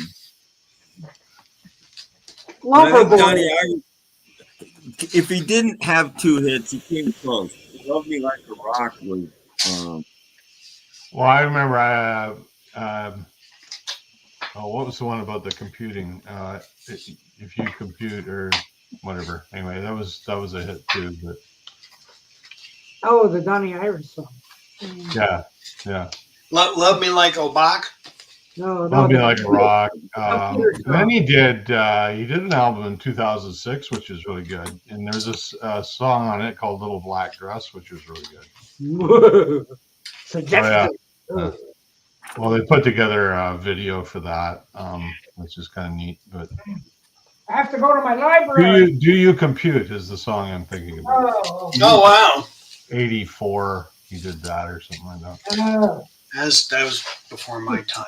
As soon as I find it, he says it. Yeah. Oh wow! Look at Doc. Donnie Iris had 3 top 40 hits. Look at Doc. Yeah. But people only know Aaliyah. That's why I said I don't consider him a one-hit wonder because he had some really great. Not. He had the rapper. Well, a lot of people went to 29. Love Me Like a Rock went to 37. Yeah. And My Girl, I don't even know what that is, but that went to 25. That's his biggest hit. Yeah, My Girl, I remember that. But no, most people only know of Aaliyah. Like, you know, we're educated. Most people But that's aren't. not his biggest hit. It's his second biggest hit. No, that doesn't mean people know it. It's nice to be educated. Who says? He's a 3-hit one. Where I live, the only song of his you ever hear on the radio is Aaliyah. That's it. You never hear anything else. Yeah, I agree. Well, now you don't hear anything on the radio. I don't hear that on the radio now. If you go by that, then the Beatles never had a hit. The Stones never had a hit because they're not on the radio. No, you hear their stuff quite a bit, but Donnie Irish, you never hear anything. But Dave Clark 5 surpassed them all. Nothing before the year like 1985 gets played on the radio. I remember seeing them their first time on Ed Sullivan. They were pretty amazing. Actually, Dave Clark 5 were on Sullivan more than any group. Yeah, they were. They were on quite a bit, yeah. They did. I mean, they've got a lot of videos of that. You know, I don't know why. I wish they would put it out. Yeah. But Even most of the artists. Dave's kind of sitting on all of that. I've got a bootleg of Dave Clark, and they're on that a lot. That's amazing. Yeah. Amazing. That's all Ed could afford. Sniff of the Tears are good. If you guys ever get a chance to listen to them, they're really good. Like I've only got a couple of their albums. I think they're first two albums. This? Sniff and the Tears. They're the ones that did Driver's Seat. Oh, I know the song, but I don't know. They're actually really good. They were one of the. Well, that's John Lennon. They were one of the. Oh, that might be the Beatles. They were one of those when they. Oh yeah, like Flatfoot. Yeah. Yeah. Yeah, and the Smithereens were good too. Yeah, Sniff and the Tears only had one hit. Driver's Seat hit 15 on the charts. 90. Wow. Yeah, but I've only got their first two albums. I really like them both. I keep meaning to get more, but they're hard. I want to see if the Smithereens even had a hit. I'm not sure they. Well, yeah, they did. It was Had a Girl Like You. That wasn't a hit. I know that wasn't a hit. Talking about Tim? Was it The House We Used to Live In or something? Yeah, there was that one too. But A Girl Like You is the one that was a hit in Canada. We never. Well, they had two hits. Oh, they did have a girl. A Girl Like You was a hit. I'm surprised, but of course just barely. It hit number 38. Wow. But Too Much Passion 37. The House We Used to Live In didn't even chart. There you go. They had two songs in the 30s, and that's it. Yeah. Nothing else. But they were good. I liked their music. Or you could do the Ruddles song with A Girl Like You.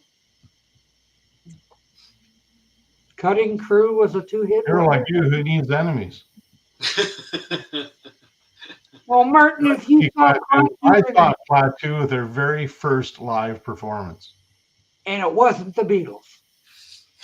No, I knew that before. It's They not. actually put out Beatles. their first album before they ever did a live show, and they played a bar not far from where I used to live in Ontario, and we went to see them one night, and they were having a lot of it took them a long time to get started because they were having trouble getting their equipment all set up, and Oh, wow. people were getting drunk and restless, and Where was Mel Evans during this? I don't know, banging on an anvil somewhere.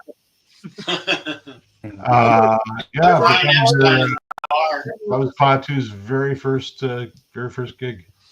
Wow. He was. That's Now kind of he's neat, waiting in though. a phone booth to get shot.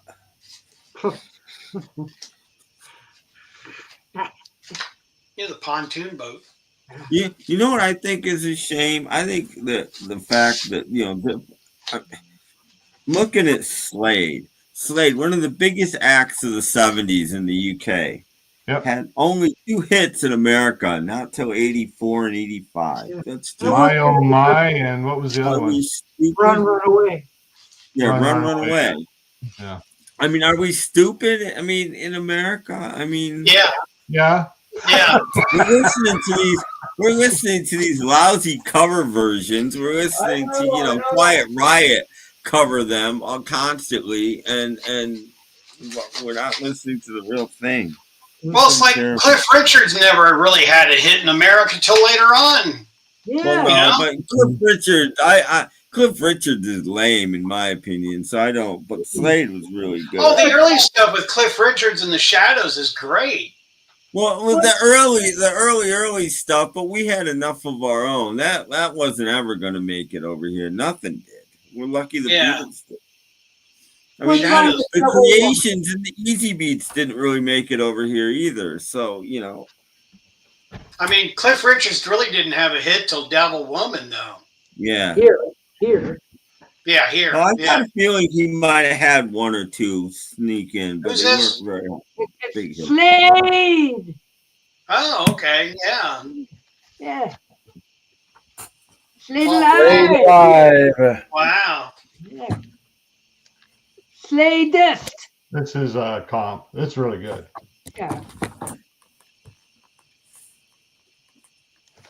I don't have them all. I got a few. I don't have them all. I once had hair like Dave Hill. This was this is I don't think the American cover looked like this, but that's the one with Run Away and My Oh My. No, the American cover was terrible on that. Yeah. This is this. I think this might be. You slayed me. No, it's not Japanese. Oh yeah, it is. This is Japanese, Doc. Oh. Get out of here. What? This is the Japanese cover. Oh, wait a minute. I'm scrolling. This is the Japanese cover. Oh, I'm sorry, I don't speak Japanese. And this one, for some reason, I like it so much, I've got it twice. What? Wow. I don't know why. I just do. Are you kidding me? That's the Slade We Like Hats album. That's one for each eye. This was one of the last ones they did with Naughty. Well, no, that's not true. It's 85. Oh, Naughty never left. 85. This is the one they did after the Amazing Kamikaze Syndrome.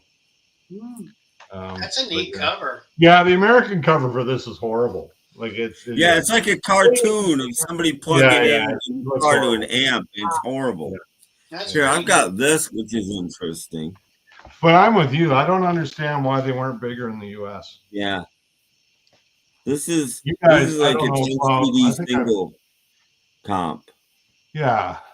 Well, Sladist was the first Slade album I ever owned. Yeah, it's the only one I own. And I didn't even know it was the greatest hits till a few years ago. But yeah, it's good too. It's really good.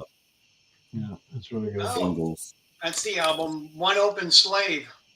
I don't know if people. I know I've shared this before, but when Bon Scott died, Angus Young approached Naughty Holder to join ACDC. That is a true statement, and he turned it down. He turned it down. Wow. Those are neat, Tim. Yeah, I wish that they're big enough where they should have an inner sleeve, and they don't. I wish they did. But they skimped a little bit. But I love the guys. I think this is probably still in print. This isn't very old. I remember they were on the Midnight Special once too. I remember seeing what? Yeah. No way. They were on the Midnight Special. I don't That's recall right. that. Yeah, I love how they misspelled everything. That was their gimmick. Everything was misspelled. Yeah. They had their own take on things. They were great. They're still around too. Dave Lee. And this was a single released in America, far, far away, but it didn't do anything. Yeah. And then Dave Hill's the only original. They were losing their imagination when they came up with this. Yeah. Slade in the Hall of Fame? Come on now. Never. No, it won't happen because nobody over here knows of them. Yeah. But they were huge. I think they sold more singles than the Beatles did. Ooh. Their Christmas songs are a lot better. Yeah, they were. But what Glitter didn't take off in America though. That's probably the main reason they weren't big in America is Glitter. The biggest act the big Glitter in America was Bowie, and he wasn't really, Well, Slade was funny. Like they dressed glitter, but their music wasn't glitter. Well, I think it was glitter, glam. I don't think it's that different from Gary Glitter and Sweet and the when they were on Bowie. Midnight I don't think it's T-Rex. I think it's all in the same vein. Platform shoes and the plaid pants. They were all glam. Dave, like I remember watching him interviewed, and Dave Hill used to deliberately just find the most outrageous thing to wear, and he wouldn't show the guys until they got on stage. Like he'd go and he just dressed. When they came on stage, most of the time that was the first time they saw him, and whatever he was wearing. Some of the stuff was pretty outrageous. We have the same issue with Jeff.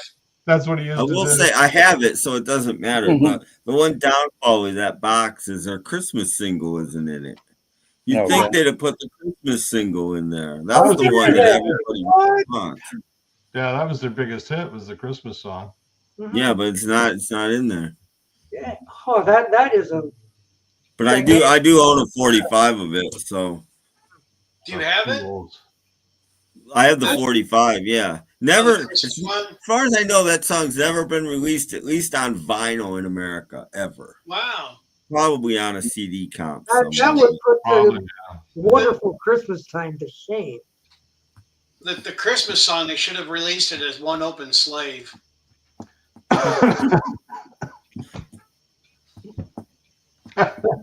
That was for Doc's benefit. Oh, you played me with that one. You know what? That song is a tradition in England. Like, it's not Christmas till naughty sing. Still is a tradition in England. They still play it. Yeah. Oh, well, over here it's Mariah Carey. Who cares? Oh, yeah, really? Who cares? Who's that? I don't care about her. It's like top of the hour. Well, time for Mariah Carey. Mm-hmm. Yeah. All I want for Christmas is you. Like, who cares? I want to hear Slade and the Merry Christmas, everybody.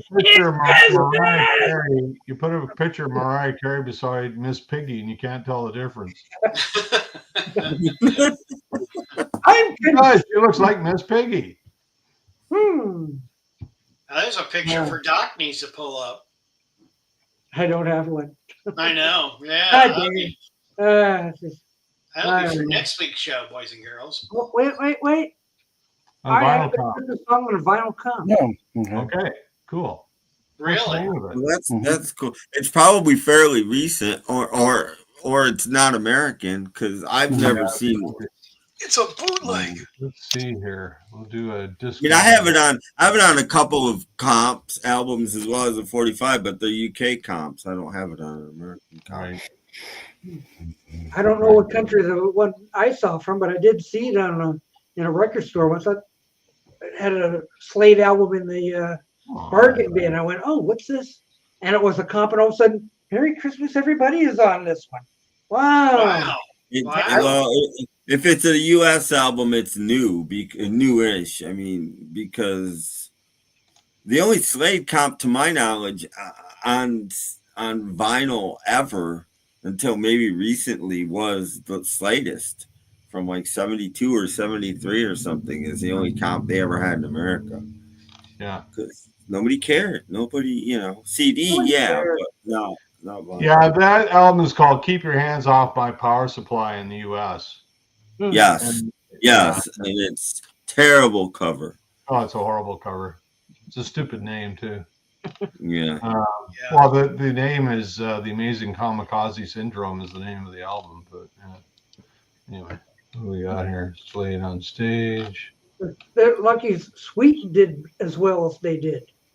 Yeah. Sweet did okay because I think because of Little Willie and the little kids growing up thinking that kept liking Sweet. Barroom Blitz was pretty popular. Yeah, but I think it was popular because people remembered Little Willie. I think if that never happened and that came out, I don't think it would have been as big.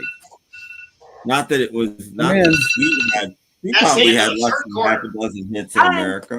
No, they had one called Fox on the Run and one called Action. Was pretty popular. And their last hit before Brian Connolly left was one called Love Is Like Oxygen.